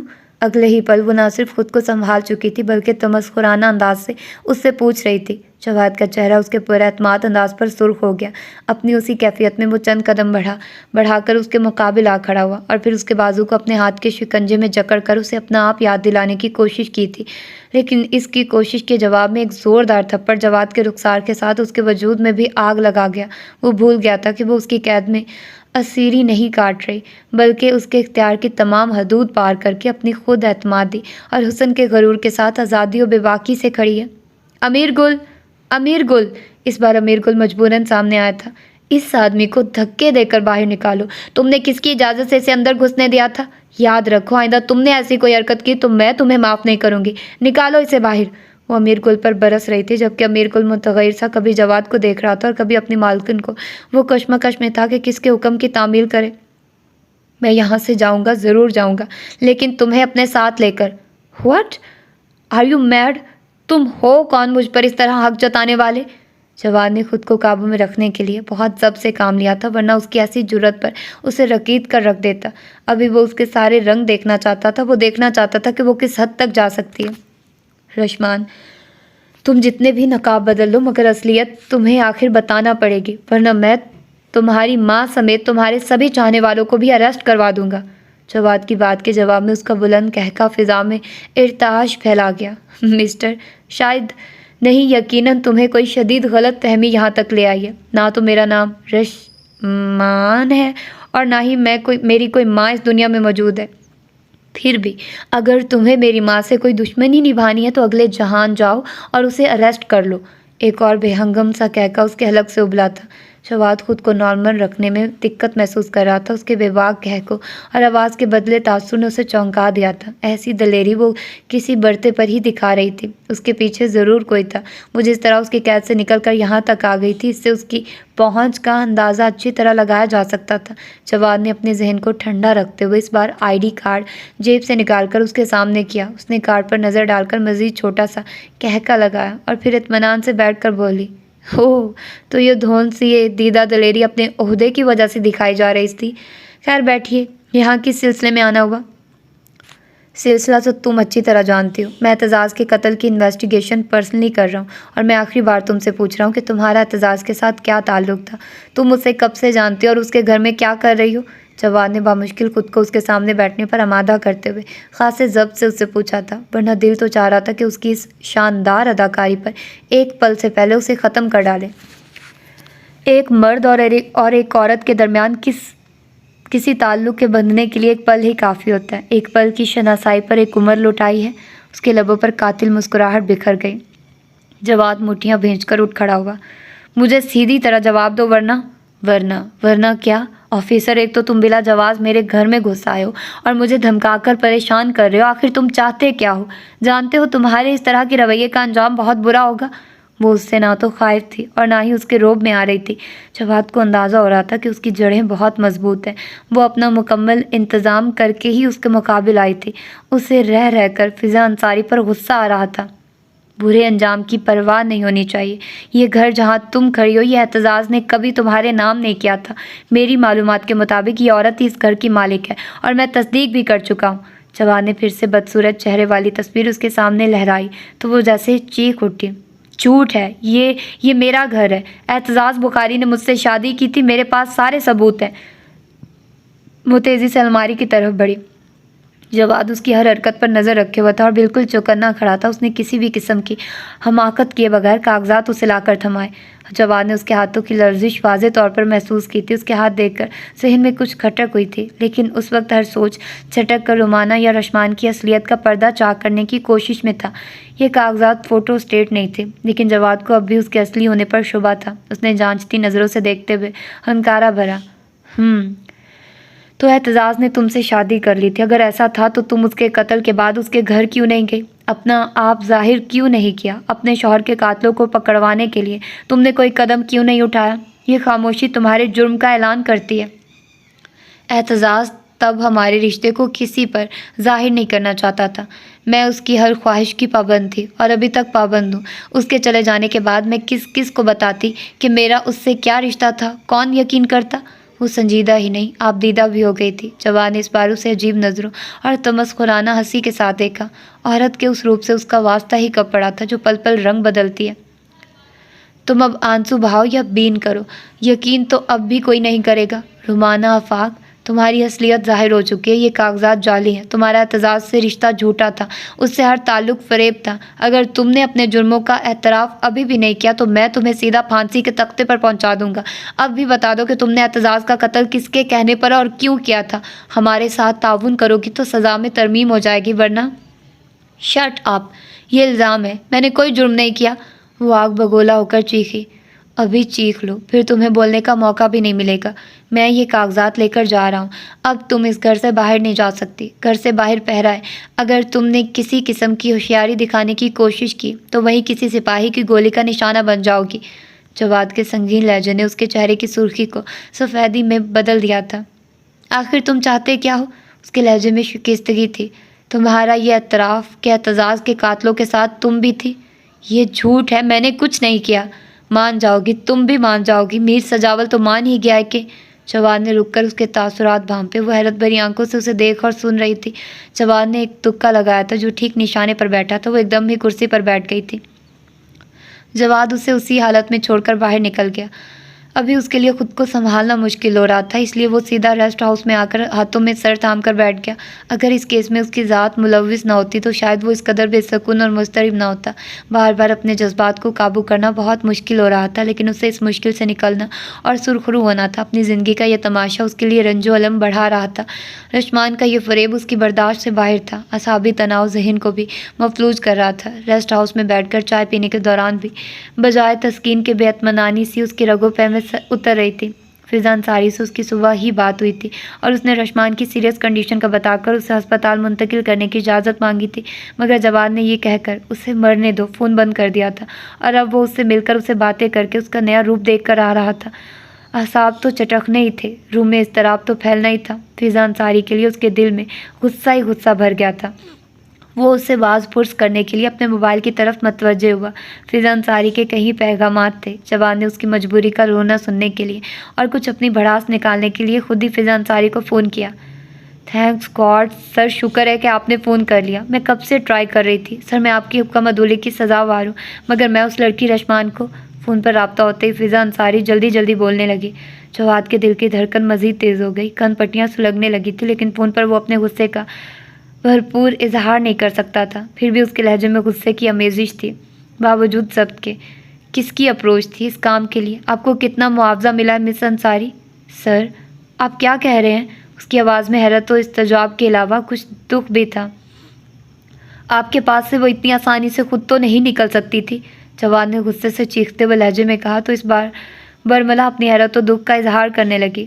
سر، آپ مجھ پر شک کر رہے ہیں، آپ جانتے ایمانداری میرا پہلا اصول ہے، تبھی تو مجھے حیرت ہے کہ آپ جیسی خاتون آفیسر کی موجودگی میں وہ وہاں سے نکل گئی۔ اور سر، وہ خود نہیں نکلی، اسے میں نے ہاسپٹلائزڈ کیا ہے۔ واٹ؟ اس بار جواد کو اپنی سماعت پر یقین نہیں آیا۔ سر، میں آپ کو انفارم کر چکی تھی کہ اس کی کنڈیشن اچھی نہیں تھی۔ آج صبح اس کا نروس بریک ڈاؤن ہوا تو مجھے مجبوراً اسے ہاسپٹلائزڈ کرنا پڑا۔ فضا انصاری اسے کیا بتا رہی تھی؟ یقین اسے اب بھی نہیں آ رہا تھا۔ شاید فضا اس کے فرار کی کوئی کہانی بنا کر آہستہ آہستہ اسے باخبر کرتی۔ بدگمانی نے اسے مزید الجھا دیا اور بے یقینی نے پھر سے اپنا آپ ظاہر کیا۔ تمہارے کہنے کا مطلب ہے رشمان اس وقت ہسپتال میں ہے؟ جی سر، اور اب بھی اس کی کنڈیشن سیریس ہے۔ میں آپ کو ہسپتال سے ہی فون کر رہی ہوں۔ گزشتہ روز ہی مجھے معلوم ہوا ہے کہ وہ آپ کی ان باتوں کی وضاحت آ کر ہوگی۔ سر، آپ کو میری بات کا یقین نہیں آ رہا تو آپ خود ڈاکٹر سیما سے بات کر لیں۔ جواد کے کچھ کہنے سے پہلے ہی فضا انصاری نے رسیور ڈاکٹر سیما کو تھما دیا۔ ڈاکٹر سیما نے مریضہ کے بارے میں جو تفصیلات دی تو وہ مزید پریشان ہو گیا۔ وہ بھی رشمان سے مل کر آ رہا تھا اور ایک خبر اسے یہ بھی مل رہی تھی کہ رشمان کا نروس بریک ڈاؤن ہو گیا اور وہ ہسپتال میں پڑی ہے۔ وہ کس کا یقین کرے، کس پر اعتبار کرے؟ اپنی آنکھوں کا کہ فضا انصاری کے لفظوں کا؟ رشمان وہاں موت و حیات کی کشمکش میں ہے، تو ابھی وہ جو اس سے اپنی زندگی کی ساری توانائیاں سمیت ہم کلام تھی، وہ کون تھی؟ یہ سوال اس کے اندر باہر چکرا رہا تھا۔ ایک نیا سراب، ایک نیا فریب اس کے لیے الجھاؤ لے کر آیا تھا۔ جواد نے ماتھے کو انگلیوں سے ملتے ہوئے کچھ دیر پہلے اپنے سامنے آنے والی رشمان یا رومانہ آفاق کو نئے سرے سے سوچا۔ وہ ہو بہو رشمان ہی تھی، چہرہ قد ویسا ہی، بس ذرا آواز کا تاثر بدلا ہوا تھا، اور یہ کوئی قابل اعتراض نکتہ نہ تھا۔ اچانک اس کے ذہن میں جھماکا ہوا۔ حنائی ہاتھ، ہاں وہ ہاتھ رشمان کے نہیں تھے۔ جن ہاتھوں سے اس نے دستاویزات لی تھی ان میں مہندی کے خوبصورت نقش و نگار تو کیا، رنگ حنا کا شائبہ تک نہ تھا۔ وہ ہاتھ رشمان کے ہو ہی نہیں سکتے تھے۔ بدگمانی کا پردہ چاک ہوا تھا۔ سارے جذبات، سارے ارمان اس کی دھڑکنوں میں دھڑکنے لگے تھے۔ اس کی محبت، اس کی چاہت وہ ہستی نہیں تھی جسے اس نے دوسرے روپ میں دیکھا تھا، جس کے وجود تو کیا، سائے سے بھی اس نے نفرت محسوس کی تھی۔ رشمان سے اپنے رویے پر کہیں پچھتاوے درد بن کر لہو میں گردش کرنے لگے تھے۔ اگلے ہی لمحے اس نے فضا سے دوبارہ رابطہ کیا، رشمان کا خیال رکھنے کی تاکید کی، اور پھر اس کے عزم و حوصلے مزید جوان ہو گئے۔ پہلے بھی اس نے اپنے فرض کی ادائیگی میں اپنی ذات کو پس پش ڈال دیا تھا، اور اب تو اسے ہر حال میں سرخرو ہونا تھا۔ اس نے رومانہ آفاق کے لیے جو جال بچھایا تھا اس میں وہ جلد ہی پھنس جائے گی۔ رومانہ کا اگلا قدم میر سجاول سے رابطہ تھا، اور جواد میر سجاول تک ہی تو پہنچنا چاہتا تھا۔ جواد کو پورا یقین تھا میر سجاول رومانہ کو یہاں سے نکالنے ضرور آئے گا، اور ایسا ہی ہوا تھا۔ رات کے اندھیرے میں رومانہ کسی کے ساتھ نکلنے کی کوشش میں ناکام ہو کر پولیس کے ہاتھوں گرفتار ہو گئی تھی۔ البتہ میر سجاول تک پہنچنے کے لیے پولیس اہلکاروں کو ابھی تگ و دو کرنا تھی۔ رومانہ بے وقوفی میں فون پر اپنے بہت سے راز افشا کر چکی تھی۔ جواد کے لیے ٹیپ شدہ فون ہی اس گتھی کو سلجھانے کا پیش خیمہ بنے تھے۔ رومانہ آفاق کو وہ واپس شہر لے آیا تھا۔ یہاں آ کر اسے کارروائی مکمل کرنا تھی، اس لیے اس نے تفتیش کا نئے سرے سے آغاز کیا تھا۔ رومانہ سے اعتراف جرم کروانے کے ساتھ اسے ایک معمہ بھی حل کروانا تھا، اور وہ معمہ تھا رشمان اور رومانہ کا ہم شکل ہونا۔ رومانہ سیدھی طرح کچھ بھی بتانے کو تیار نہیں تھی۔ وہ مسلسل ہر بات کو جھٹلا رہی تھی۔ مجبوراً جواد کو اس کے ریمانڈ کا آرڈر لینا پڑا تھا۔ وہ اتنی سخت جان نہیں تھی کہ مسلسل ہٹ دھرمی کا مظاہرہ کرتی۔ پولیس کی سختیاں سہنا اس کے بس کا روگ کہاں تھا۔ 3 دن کی اذیتوں کے بعد آخر وہ چلا اٹھی تھی۔ میں بتاتی ہوں، خدارا مجھے اس طرح اذیت مت دو۔ وہ ٹوٹ کر بکھری تھی۔ فضا انصاری کے کہنے پر لیڈی کانسٹیبل نے اس کی گھومتی ہوئی کرسی کو ساکت کر دیا تھا، اور پھر کچھ دیر بعد جب وہ سنبھلی تو جواد کے سامنے بیٹھی اعتراف جرم ریکارڈ کرا رہی تھی۔ ہاں، میں مجرم ہوں، میں نے بہت سے جرم کیے ہیں، لیکن مجھے ایسا کرنے پر مجبور کر دیا گیا تھا۔ میر سجاول بھی میرے ساتھ برابر کا شریک ہے، بلکہ اس راہ پر میرا ہاتھ تھام کر وہیں لے کر آیا ہے۔ ماحول میں گہرا سکوت تھا۔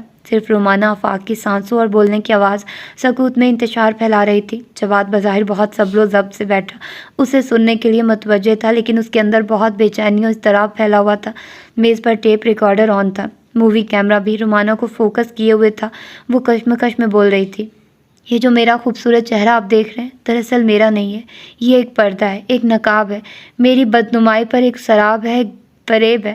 میں وہی بدنما چہرے کی مالک ہوں جس کی تصویر آپ نے مجھے دکھائی تھی۔ جواد اس طرح چونکا جیسے اس نے غلط سنا ہو۔ قریب بیٹھی فضا انصاری نے بھی بے چینی سے پہلو بدلا۔ وہ بھی تمام صورتحال اور سچائی سے آگاہ ہو چکی تھی۔ آپ کی حیرت بجا سے ہی، لیکن یہی حقیقت ہے۔ میں آپ کو سب کچھ بتاؤں گی، سب کچھ۔ مجھے زندگی میں کسی چیز کی کمی نہیں تھی۔ میرے پاپا آفاق ہمدانی کا ملک اور بیرون ملک میں وسیع کاروبار تھا۔ انہوں نے ہمیشہ میرا بہت خیال رکھا، میری ہر خواہش پوری کی۔ میری تعلیم و تربیت میں انہوں نے کوئی کسر نہیں چھوڑی تھی۔ پاپا کی محبت میں بھی مجھے اپنی ماما کی بہت کمی محسوس ہوتی تھی۔ یہ سب باتیں آپ کے لیے کوئی مقصد، کوئی مطلب نہیں رکھتی ہوں گی۔ میں وہاں سے بتاتی ہوں جہاں سے میری زندگی نے اس طرح کروٹ لی کہ نہ تو مجھے سنبھلنے کا موقع ملا اور نہ ہی سمجھنے کا۔ یہ ان دنوں کی بات ہے جب میں سینئر کیمبرج کے بعد اپنی دوستوں کے ساتھ انہی کے کہنے پر پاکستان کے خوبصورت ترین مقامات کی سیر کے لیے نکلی تھی۔ میری زندگی میں تکلیف، دکھ، کرب جیسے لفظوں کا گزر نہیں تھا، لیکن ایک حادثے نے نہ صرف مجھے ان لفظوں کے معنی سمجھا دیے تھے بلکہ ان لفظوں میں چھپی بے بسی کو بھی مجھ پر واضح کر دیا تھا۔ سیر کے دوران ایک پہاڑی سے پھسلتے ہوئے میرے وجود کے کئی حصوں کے ساتھ میرے چہرے کا آدھا حصہ بھی مسخ ہو گیا تھا۔ میں فطرتاً حسن پسند واقع ہوئی تھی۔ اپنے چہرے کی بدنمائی میرے لیے ناقابل برداشت تھی، تو دوسروں کے لیے بھی میں کس قدر ناقابل برداشت ہوں گی، اس کا احساس مجھے ہر وقت ڈستا رہتا تھا۔ میں زندہ دل زندگی کو صحیح انداز میں جینے والی لڑکی تھی۔ مگر اس حادثے نے مجھ سے جینے کی ہر امنگ چھین لی تھی۔ میں پہلے بھی کچھ زیادہ حسین نہیں تھی۔ میرے چہرے کا آدھا حصہ مسخ ہونے کے بعد اس نے میری رہی صحیح کشش بھی مٹا دی تھی۔ پاپا نے میرے علاج کے لیے بہت کوشش کی تھی۔ ملک کے ہر بڑے ڈاکٹر سے رابطہ کر کے میرے چہرے کو اصلی حالت میں لانے پر اصرار کیا تھا۔ یہاں کے کئی ڈاکٹرز نے تسلی بخش جواب نہیں دیا تھا۔ کچھ میں بھی چڑچڑی ہو گئی تھی، ہر بات کے سینکڑوں معنی نکالنے لگی تھی، بات بات پر رونے جھگڑنے لگی تھی۔ پاپا کو میری کیفیات نے پریشان کر دیا تھا۔ وہ مجھے بچوں کی طرح بہلانے کی کوشش کرتے تھے، ہر وقت توجہ دینے کی خاطر وہ اپنا آپ بزنس بھلا رہے تھے۔ ان کا بزنس عدم توجہ کی وجہ سے خسارے اٹھانے لگا۔ تبھی ان کے کسی دوست نے ان کی پریشانی محسوس کر کے مجھے اپنے گھر ماحول سے دور بھیجنے کا مشورہ دیا تھا۔ میں خود بھی اس دنیا سے بھاگ جانا چاہتی تھی جہاں ہر آنکھ میں میرے لیے رحم و ہمدردی بھری ہوتی تھی۔ وہ ہمدردیاں مجھے میری کم روئی و بدنمائی کا شدت سے احساس دلاتی تھی۔ پاپا کی پریشانی اور اپنی اذیت کم کرنے کے لیے میں نے بھی فرار کا راستہ چن لیا تھا، اور پھر میں پاپا کے ایک دوست کے شمالی علاقے میں واقع ریسٹ ہاؤس میں منتقل ہو گئی۔ وادی کے حسن اور لوگوں کی لاتلکی نے میری بیزاری کو رفتہ رفتہ ختم کر دیا تھا۔ میں قدرت کی ضائی دیکھ دیکھ کر بہلنے لگی تھی۔ خدا کی کائنات میں حسن ہی حسن تھا، مگر ہر حسن کی پناہ بھی تھی۔ یہ سوچ کر دل دکھ سے بھر جاتا تھا، پھر بہلنے بھی لگتا تھا۔ اس نے مجھ سے میرے چہرے کا آدھا حسن چھینا تھا تو مجھے بہت کچھ عطا بھی کیا تھا۔ میرے لیے سب سے بڑھ کر اپنے پاپا کی محبت تھی۔ وہ میرے لیے میری خاطر جی رہے تھے۔ پاپا کو میری بہت فکر تھی۔ وہ میرے چہرے کو اصلی حالت میں لانے کے لیے بیرون ملک بھی ڈاکٹر سے رابطے کر چکے تھے۔ انہی کے دکھائے خوابوں نے مجھے زندگی کی طرف پلٹنے اور اس کی خوشیوں کو اپنے لیے محسوس کرنے کی لگن دی تھی۔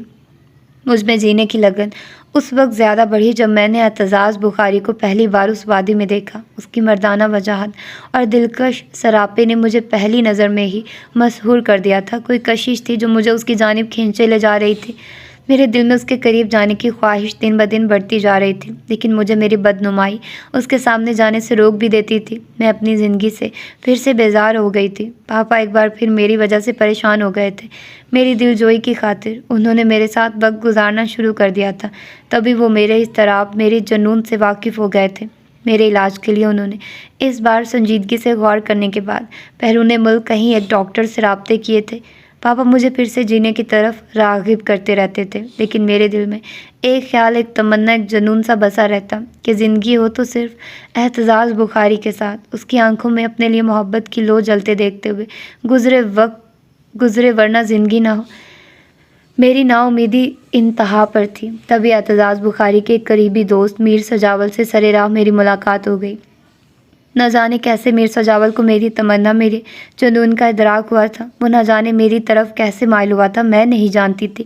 میر سجاول اعتزاز کا قریبی رازداں دوست تھا۔ وہ اعتزاز کے بارے میں بات کرتا تو بے پایا سکون میرے اندر اتر جاتا۔ میں نے بارہا میر سجاول سے کہا کہ میں اعتزاز کو بہت قریب سے دیکھنا چاہتی ہوں۔ کیا پتہ میری محبت کی تپش سے وہ پگھل جائے اور شکل و صورت اس کے لیے ثانوی بن جائے۔ میں اپنے جنون و لگن میں اپنی ظاہری کمی کو جیسے فراموش کر چکی تھی۔ تبھی میر سجاول نے اعتزاز کی خود پسند و حسن پرست فطرت کے کئی پہلوؤں سے پردہ اٹھا کر مجھے آئینے میں اپنا آپ دیکھنے پر مجبور کر دیا تھا۔ میر سجاول کے لفظوں نے تلوار سے زیادہ تیز گھاؤ میرے دل پر لگایا تھا۔ اس نے کہا تھا، سنو رومانہ آفاق، انسان زخمی ہو تو اسے اپنے لیے کسی مسیحا کو ڈھونڈنا چاہیے، کسی جلاد کو نہیں۔ تم کیوں اس کی نظروں سے زہر پینا چاہتی ہو؟ وہ حسین چہروں کا پجاری ہے، تمہاری کوئی خوبی اسے متاثر نہیں کر سکتے۔ تب اپنا آپ مجھے پہلے سے بھی برا لگنے لگا تھا۔ مجھے اپنے وجود سے ہی نفرت محسوس ہونے لگی تھی۔ ایسے میں میر سجاول نے مجھے سہارا دینے کی کوشش کی۔ میر سجاول کی دل جوئی نے مجھے سنبھلنے کا موقع دیا تھا۔ وقتی طور پر میں اس کی طرف مائل بھی ہو گئی تھی، لیکن دل کی لگی اعتزاز بخاری کو بھولنے نہیں دیتی تھی۔ میری ان کیفیات سے میر سجاول بھی واقف تھا، پھر بھی وہ میری بدنمائی کے باوجود میرے ساتھ وقت گزارنے کو ترجیح دیتا تھا۔ اس کے ارادے میرے لیے کیا تھے یہ بہت بعد میں مجھے معلوم ہوا۔ اس وقت میں اس کی دوستی، ہمدردی اور محبت کو دل سے محسوس کر کے شرمندہ بھی ہوتی تھی کہ مجھے وہ میرے وجود سے ہٹ کر صرف انسان سمجھتا ہے جس کے اندر بہت محبت و گداز ہے۔ پاپا کی کوشش سے امریکہ کے ایک ڈاکٹر سے اپائنٹمنٹ ہو گئی تھی۔ میری خوشی کی انتہا نہ رہی۔ پاپا نے بتایا تھا کہ میں ایک نئے چہرے کی مالک بن سکتی ہوں۔ مجھے یقین ہی نہیں آ رہا تھا کہ ایسا ہو جائے گا، لیکن یہ حقیقت تھی اور میری زندگی کا نیا رخ۔ میر سجاول نے اس وقت بھی میرا ساتھ نہیں چھوڑا تھا۔ پاپا اپنے بزنس کی وجہ سے میرے ساتھ نہیں گئے تھے، لیکن میر سجاول میرے ساتھ امریکہ تک گیا تھا، بلکہ ہر قدم پر اس نے میرا ساتھ دیا تھا۔ یہ بات بھی مجھے بہت بعد میں معلوم ہوئی کہ اس نے میرا اتنا خیال کسی ہمدردی یا انسانیت کے لیے نہیں بلکہ اپنی غرض سے کیا تھا۔ میں امریکہ علاج کے لیے گئی تھی اور میرے ذریعے اس نے ہیروئن اسمگل کی تھی۔ اس وقت تو وہ میرے لیے ایک مسیحا تھا جس کی باتوں کے اثر نے میرے اندر نئی روح پھونک دی تھی۔ میں اس سے بے حد متاثر ہو چکی تھی۔ وہ میرے لیے جو کچھ کر رہا تھا کسی نے اس طرح میرے لیے نہیں کیا تھا۔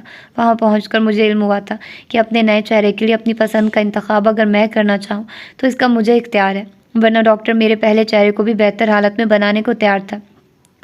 میں خود کو خوبصورت ترین دیکھنے کی تمنا رکھتی تھی اور اس خواہش کے پیچھے ہنوز اعتزاز کو پانے کی لگن تھی۔ میں اپنے نئے چہرے کے ساتھ بآسانی اس تک رسائی پا سکتی تھی۔ میر سجاول کا کوئی جاننے والا تھا جس کی کلر لیب میں پاکستانی فیملیز ہی زیادہ تر تصویریں ڈیولپ ہونے کے لیے دیتے تھے۔ میر سجاول مجھے اس کلر لیب میں لے گیا۔ وہ اس کے مالک سے پہلے ہی بات کر چکا تھا۔ وہ بھاری رقم کے عوض اس بات کے لیے تیار ہوا تھا، بس مجھے ہی اپنے لیے کسی ایسے چہرے کو پسند کرنا تھا جو میرے خد و خال، رنگت وغیرہ کے ساتھ میل کھا جاتا۔ اس معاملے میں ڈاکٹر نے بھی میری مدد کرنا چاہی تھی، مگر مجھے جب خود کو اپنی پسند کے روپ میں دیکھنے کا موقع مل رہا تھا تو میں وہ موقع کیسے گنوا دیتی۔ پھر مجھے اس کلر لیب میں اپنا گوہر مقصود مل گیا۔ ایک معصوم لڑکی کی مسکراتی تصویر مجھے بے حد پسند آئی۔ میر سجاول بھی اسے دیکھ کر گنگ ہو گیا تھا۔ میں جانتی تھی یہ مجرمانہ فعل ہے، مگر اس وقت میری غرض اور میر سجاول نے میرے اندر اٹھنے والی سوچوں کو وقت سے پہلے ہی مار دیا تھا، اور پھر میڈیکل سائنس نے اپنا کرشمہ دکھا کر مجھے ہی نہیں، میر سجاول، پاپا، بلکہ سبھی کو دنگ کر دیا تھا۔ فلموں میں ایسا دیکھا تھا، اخباروں میں پڑھا بھی تھا، لیکن کبھی یقین نہیں کیا تھا کہ ایسا ہو سکتا ہے، اور جب میرے ساتھ ایسا ہوا تو میرا یقین پختہ ہو گیا۔ یہ سب کچھ اسی دنیا میں ہو رہا تھا اور میں بھی اب اسی دنیا کا حصہ تھی۔ میری دسترس سے کچھ بھی دور نہ تھا۔ رومانہ آفاق سانس لینے کو رکی تھی۔ جواد کا جیسے ضبط ٹوٹ گیا، ساری کڑیاں ملتی نظر آئی۔ اس کی محبت، اس کی چاہت بے قصور سزائے بھگت رہی تھی، اس کی نفرتیں سہ رہی تھی۔ کس کی خاطر؟ کس کی وجہ سے؟ صرف اس سامنے بیٹھی ہستی کی وجہ سے جس نے اپنی ایک تمنا خواہش کی تکمیل کے لیے نہ جانے کسے برباد کیا تھا۔ تم جانتی ہو تمہارے اس خود غرضانہ کھیل میں اس لڑکی کو کتنی اذیتیں سہنی پڑی ہیں۔ گناہ تم نے کیا اور سزائیں وہ کاٹ رہی ہے۔ صرف تمہاری وجہ سے اسے سہاگ کی سیج سے اٹھا کر کانٹوں بھرے عقوبت خانے میں قید کر دیا گیا ہے، صرف تمہاری وجہ سے۔ جواد ذرا جذباتی ہو گیا۔ اس کی نظروں میں رشمان کا بار بار انکار کرنا آ رہا تھا۔ وہ سچی تھی، اس لیے تو اب تک جھکی نہیں تھی، بس ٹوٹ کر بکھرتی جا رہی تھی۔ تو کیا وہ لڑکی یہی ہے اسی ملک میں؟ میرا مطلب ہے آپ اسے کیسے جانتے؟ رومانہ آفاق اس کی باتیں سن کر اس طرح بخلائی جیسے اسرائیل فرشتے نے اسے موت کا پروانہ دیا۔ یخلق تھی، وہ پسینے میں شرابور ہو چکی تھی۔ ہاں، وہ یہی ہے، اسی شہر میں، اور میری بیوی ہے، لیکن صرف تمہاری وجہ سے وہ… sir please control your self. فضا انصاری حقیقت حال سے آگاہ ہو چکی تھی، اس لیے اس نے جواد کے جذباتی انداز پر اسے ٹوکنا مناسب سمجھا۔ جواد کا اضطراب خون بن کر آنکھوں میں چھلک آیا تھا۔ پچھتاووں کے سائے اس کے چہرے پر اندھیرا سا پھیلائے ہوئے تھے۔ کوئی بھی جان سکتا تھا وہ اس کشمکش میں رہ کر کتنی اذیتوں سے گزرا ہوگا۔ رومانہ بھی اس کا انداز دیکھ کر سہمی ہوئی تھی۔ قدرے سنبھلتے ہوئے اس نے اپنا سلسلہ کلام جوڑا۔ میرے سارے جرم ہی ناقابل معافی ہیں، اور شاید یہ جرم تو ہے ہی بہت بڑا، کیونکہ میرے اس جرم کا خمیازہ کوئی اور بھگت رہا ہے۔ میں نے ایسا کبھی نہیں چاہا تھا۔ اگر آپ کی اجازت ہو تو میں اپنا بیان پورا کروں، شاید پھر مجھے کچھ کہنے کی مہلت نہ ملے۔ تم باتوں کو تول مت دو، حقائق بیان کرو۔ فضا انصاری نے اسے بری طرح جھڑک کر بیان پورا کرنے کے لیے کہا۔ جواد دوبارہ خود کو سنبھال چکا تھا اور اب پھر اس کی جانب متوجہ تھا۔ میں اپنے آپ سے مجبور تھی، اپنی تمناؤں اور خواہشوں کے ہاتھوں بے بس تھی۔ میں اعتزاز کو پانے کی آرزو نہیں چھوڑ سکتی تھی، جبکہ میر سجاول مجھے اس تک جانے سے روکنے کی کئی کوششیں کر چکا تھا، لیکن پھر وہ جیسے میرے آگے ہار گیا تھا۔ وہی مجھے اعتزاز سے پہلی بار ملانے لے کر گیا، لیکن اس سے بھی پہلے اس نے میرے ساتھ کی گئی ہر مہربانی کی قیمت وصول کی تھی۔ میں اعتزاز کی خاطر کچھ بھی کرنے کو تیار تھی۔ مجھے اپنا آپ گنوانے کا کوئی ملال نہیں تھا، کیونکہ اعتزاز پہلی ملاقات میں ہی میری جانب ایسا کھنچا تھا کہ پھر مجھے میر سجاول کا خیال تک نہیں رہا تھا۔ اعتزاز کے لیے میری لگن میرے حساب سے سچی تھی، تبھی اعتزاز نے چند ایک ملاقاتوں کے بعد ہی مجھے شادی کی آفر کی تھی۔ اس دوران مجھ پر میر سجاول کا اصل روپ بھی واضح ہو گیا تھا۔ میر سجاول بظاہر اعتزاز کا دوست تھا، مگر ان میں کچھ بزنس کے تنازعات تھے، جس کی وجہ سے دونوں ایک دوسرے سے سرد مہری سے ملتے تھے۔ میر سجاول کو جب میں نے بتایا کہ اعتزاز مجھ سے شادی کرنا چاہتا ہے تو پہلے تو وہ حیران ہوا، پھر اس نے مجھے اعتزاز کے بارے میں بدظن کرنے کے لیے بہت سے فسانے سنائے، مگر میری ثابت قدمی میں ذرا بھی فرق نہ آیا۔ اعتزاز کو پا کے کھونا میرے لیے آسان نہ تھا، وہ بھی میر سجاول جیسے انسان کے لیے جس نے میری کمزوری اور مجبوری سے بھرپور فائدہ اٹھایا تھا۔ میری ثابت قدمی دیکھ کر میر سجاول نے مجھے بلیک میل کرنا شروع کر دیا تھا۔ اس نے مجھ سے کہا تھا کہ اگر میں اعتزاز سے شادی کر لوں گی تو وہ اعتزاز پر میری سابقہ بدنمائی کے علاوہ اپنے اور میرے تعلقات کو بھی عیاں کر دے گا، اور اس کے لیے اس نے بہت سے ثبوت بھی تیار کر رکھے تھے۔ اس وقت تو میں ہراساں ہو گئی تھی۔ اگر میر سجاول اعتزاز کو کچھ بھی بتا دیتا تو میں اس کی محبت، اس کی چاہت، بلکہ اپنی زندگی کھو دیتی، اور میں ایسا نہیں کر سکتی تھی۔ میر سجاول کسی بڑی ڈیلنگ کے لیے ان دنوں ملک سے باہر جا رہا تھا۔ اس کی غیر موجودگی سے فائدہ اٹھا کر میں نے اپنے قدم مضبوط کرنا چاہے تھے۔ اعتزاز بخاری کو میں نے اعتماد میں لے کر اپنے آدھے چہرے کی حقیقت سے آگاہ کر کے اس کی مزید محبتیں سمیٹ لی تھی۔ اس کے لیے میرے ماضی کی بدنمائی کوئی حیثیت نہیں رکھتی تھی، مگر میں اس سے میر سجاول سے اپنے مراسم کا تذکرہ بھی نہ کر سکی۔ پھر اعتزاز اور میں نے چھپ کر شادی کر لی تھی۔ اعتزاز بھی اپنے گھر والوں کو بے خبر رکھنا چاہتا تھا، اور میں بھی میر سجاول کی وجہ سے اس شادی کو خفیہ رکھنے میں عافیت سمجھ رہی تھی۔ پھر بھی میر سجاول کو نہ جانے کیسے خبر ہو گئی تھی۔ اس کی وطن واپسی کے بعد میری زندگی میں ایک طوفان اٹھا تھا۔ اعتزاز کو بھی کسی نے میرے اور میر سجاول کے بارے میں کچھ معلومات فراہم کی تھی، جن کی بنا پر اعتزاز نے خاصی برہمی سے مجھ سے باز پرس کی تھی۔ میرے پاس اس کے ہر سوال کے جواب میں جوابی برہمی دکھانے کے سوا کوئی راستہ نہیں تھا۔ میرے مکرنے اور اپنی وفا کی یقین دہانی کروانے کے باوجود اعتزاز کا اعتماد مجھ پر سے اٹھ گیا تھا۔ وہ مجھ سے محبت کرتا تھا، مگر میری مجبوری سننے اور سمجھنے کو تیار نہیں تھا۔ پھر اس کے پاس کسی نے چند ایسے ثبوت بھجوائے جس کے بعد اس نے مجھے اور میری محبت کو 3 حرفوں کی بولی لگا کر نیلام کر دیا۔ میں چیخی چلائی، اسے بتایا میں اس کے بغیر زندہ نہیں رہ سکتی، مگر وہ اپنا فیصلہ سنا کر مجھ سے ہی نہیں، ان فضاؤں سے بھی کنارہ کر کے اپنے ماں باپ کے پاس چلا گیا۔ تب ایک بار پھر میر سجاول میرا ہمدرد، میرا غم گسار بن کر سامنے آیا۔ اس نے قسمیں کھائیں کہ اس نے اعتزاز کو کچھ نہیں بتایا۔ وہ تو خود اس بات سے پریشان ہے کہ اعتزاز کے پاس میری اور اس کی ایک ویڈیو کیسٹ بطور ثبوت موجود ہے۔ میر سجاول نے اس وقت بھی میری ذہنی رد تبدیل کر دی تھی۔ مجھے بھی اعتزاز سے خطرہ محسوس ہونے لگا تھا کہ اگر اب اعتزاز نے مجھے کھلونا بنانا چاہا تو میر سجاول مجھے اعتزاز سے ایک بار ملنے اور اس کے ساتھ ویڈیو کیسٹ کے بارے میں بات چیت کرنے پر اکساتا رہتا تھا، مگر اعتزاز کی نفرت بھری نگاہوں اور اس کے طنز بھرے طعنوں کو سہنے کا حوصلہ مجھ میں نہیں تھا۔ میں نے اس کی محبت کی انتہا دیکھی تھی، لیکن اس کی نفرتوں کی اتھاہ میں خود کو گہرانے کا حوصلہ نہیں تھا۔ پھر میر سجاول کے تقاضوں سے گھبرا کر میں نے اعتزاز سے ملنے کی حامی بھر لی۔ میر سجاول نے میری ہمت بندھانے کے علاوہ اپنے حوالے سے بھی مجھے دھمکایا تھا۔ میں اپنا یہ روپ اپنے پاپا سے چھپانا چاہتی تھی، تبھی میر سجاول کے اشاروں پر چلتی ہوئی اعتزاز کے گھر تک جا پہنچی۔ وہ گھر پر اکیلا تھا، لیکن اس نے مجھ سے ملنے سے انکار کر دیا۔ وہ میری صورت بھی نہیں دیکھنا چاہتا تھا۔ میں زبردستی اس کے گھر میں نہیں گھس سکتی تھی، مگر میر سجاول کو مطمئن کرنا بھی ضروری تھا۔ میں نے میر سجاول سے جا کر ایک فرضی کہانی گھڑ کر سنائی، جس میں نے اسے بتایا کہ اعتزاز نے ویڈیو کیسٹ سنا دینے سے نہ صرف انکار کر دیا بلکہ مجھے جان سے مار دینے کی دھمکی بھی دی ہے۔ میر سجاول نے میری حفاظت کے لیے مجھے جو ریوالور اعتزاز کی طرف سے جانے سے پہلے دیا تھا وہ مجھ سے لینے کے بعد اطمینان سے رہنے کی تسلی دی تھی، لیکن پھر میرے نصیب میں اطمینان کہاں رہا تھا۔ اگلی صبح ہی اعتزاز کے قتل کی خبر اخباروں کے پہلے صفحے پر اجاگر ہو کر میری زندگی کی آخری امنگ بھی توڑ گئی تھی۔ میر سجاول کا قتل مجھ پر تھا، بلکہ اس نے کہا تھا کہ مجھے دیے گئے ریوالور میں 2 گولیاں کم تھیں۔ میں میر سجاول کے بدلے ہوئے رویے پر شاکڈ ہونے کے ساتھ پریشان بھی تھی۔ میں نے اسے حقیقت بتا دی تھی، مگر وہ میرا اعتبار نہیں کر رہا تھا۔ پاپا کو بھی تمام باتوں کا علم ہو چکا تھا۔ وہ یہ صدمہ سہار نہیں سکے تھے۔ پہلا اٹیک ہی جان لیوا ثابت ہوا تھا۔ میری دنیا مکمل اندھیر ہو چکی تھی، اور مجھے میر سجاول کے آسیب نے بھی جینے کے قابل نہیں چھوڑا تھا۔ میر سجاول نے مجھے سختی سے متنبہ کیا تھا کہ میں بھول کر بھی کبھی اعتزاز اور اپنے رشتے و تعلق کو کسی پر ظاہر نہ کروں، اور جتنی جلدی ہو سکے ملک چھوڑ دوں۔ میں بے گناہ تھی۔ میں نے اعتزاز کو قتل نہیں کیا تھا۔ میں اسے مار ہی نہیں سکتی تھی۔ میں نے اس سے محبت کی تھی۔ محبت تو زندگی دیتی ہے، موت نہیں۔ وہ اس بار سسکیوں کی بجائے ہچکیوں سے رونے لگی۔ فضا انصاری، جواد اور عملے کے 2-3 مزید اہلکار دم سادے اس کا بیان سن رہے تھے۔ کچھ توقف کے بعد وہ خود کو سنبھال کر پھر سے گویا ہوئی، اور ملک چھوڑنے کے بعد میں اسی رستے پر چلی جس پر مجھے میر سجاول لے کر چلا۔ اس نے مجھے اپنے ہاتھوں کی کٹ پتلی بنا لیا ہے۔ یا پھر کوئی کھلونا سمجھ لیا۔ اب بھی وہ یہاں ایک بڑی ڈیل کے لیے آیا ہے، وہ یہاں سے سب کچھ سمیٹ کر لے جانے کے لیے آیا، لیکن اس کے وہم و گمان میں بھی نہیں ہوگا کہ اس بار اس کے راستے میں قانون کی دیوار کھڑی ہوگی جو اسے آنے تو دے گی، واپس جانے نہیں دے گی۔ آفیسر، اسے چھوڑنا نہیں، وہ میرا، تمہارا، اس ملک کا ہی نہیں، پوری انسانیت کا دشمن ہے۔ وہ اپنا بیان پورا کر کے شدت سے رونے لگی تھی۔ جواد اس پر ایک نگاہ پھینک کر اٹھ کھڑا ہوا۔ رومانہ فاق کا اعتراف جرم ہی کافی نہیں تھا، ابھی تو اسے میر سجاول سے بہت کچھ اگلوانا اور اس کے خلاف مزید ثبوت اکٹھے کرنے کا مرحلہ تھا۔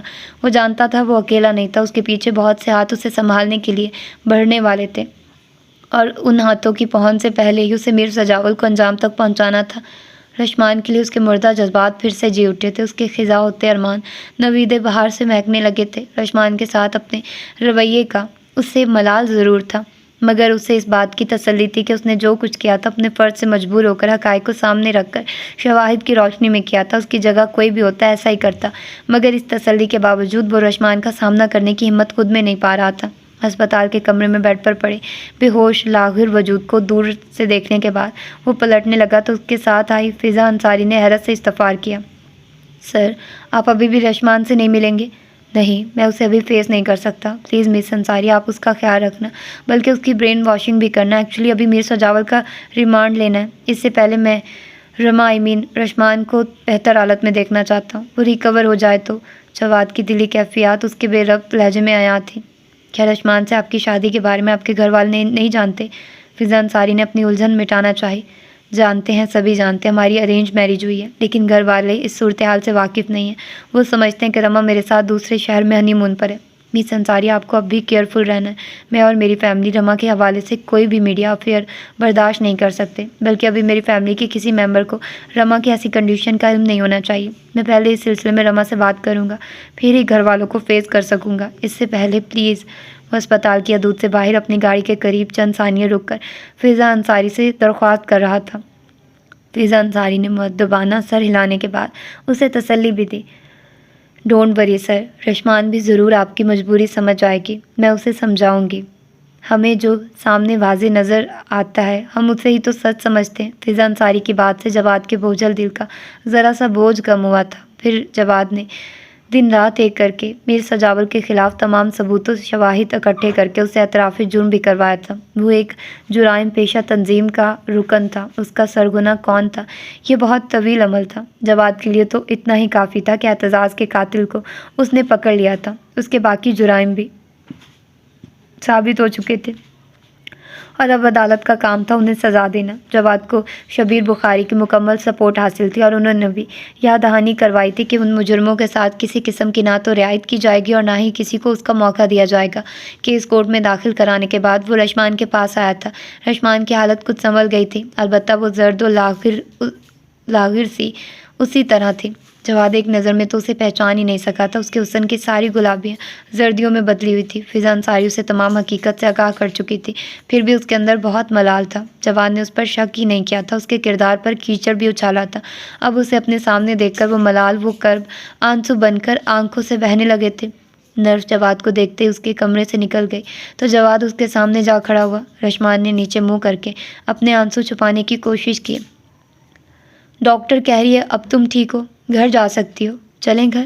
جواد نے نارمل انداز میں اسے مخاطب کیا۔ وہ ایک دم سر اٹھا کر اسے دیکھنے لگی۔ گھر؟ کیا میرا بھی کوئی گھر ہے؟ کیا آپ کو یقین آ گیا کہ میں بے گناہ ہوں؟ وہ بے اختیار ہو کر رونے کو لگی۔ رما، اگرچہ میں غلط نہیں تھا، پھر بھی میں تم سے شرمندہ ہوں۔ وہ ویڈیو کیسٹ کوئی بھی دیکھتا وہ یہی سمجھتا تم ہی ہو، حقیقت تو بعد میں ہی معلوم ہوئی۔ میرا تم سے جو رشتہ تھا وہ سب دیکھ کر میرا ضبط ٹوٹنا تو لازمی تھا نا؟ پھر بھی جواد نے اس کے سامنے بیٹھتے ہوئے اپنی صفائی پیش کرنے کی کوشش کی۔ رشمان نے بدقت اٹھ کر بیٹھتے ہوئے نحیف آواز میں بھی اسے اپنی بات سے چونکا دیا۔ میں نے کوئی شکوہ نہیں کیا اور اس کا حق بھی نہیں ہے مجھے، البتہ قانون و شرع نے آپ کو ہر قسم کا سلوک کرنے کا اختیار ہی نہیں حق بھی دے رکھا ہے۔ اب بھی میں آپ کے اختیار میں ہوں، جو چاہے سلوک کریں۔ جواد نے اس کے بیگانے لہجے پر تڑپ کر اس کا سرد ہاتھ تھام لیا جو اس کی گرفت میں بھی لرز رہا تھا۔ Please Rama, try to understand me. ذرا انصاف سے سوچو، اگر تم میری جگہ پر ہوتی تو کیا یہی سب کچھ نہ کرتی؟ میں مجبور تھا، میں جو دیکھ رہا تھا میرے لیے وہی سچ تھا۔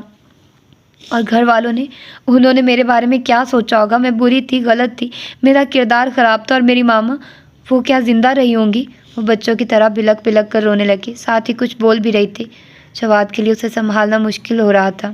رما پلیز بلیو می، گھر میں کوئی کچھ نہیں جانتا، میں نے کسی کو کچھ نہیں بتایا، میں اب تک گھر گیا ہی نہیں ہوں، میں فارغ ہو کر تمہارے پاس ہی آیا ہوں تمہیں لینے، چلو اپنے گھر چلو، پھر اس کے بعد جو چاہے سزا دے لینا، ایک بار تو گھر چلو پلیز۔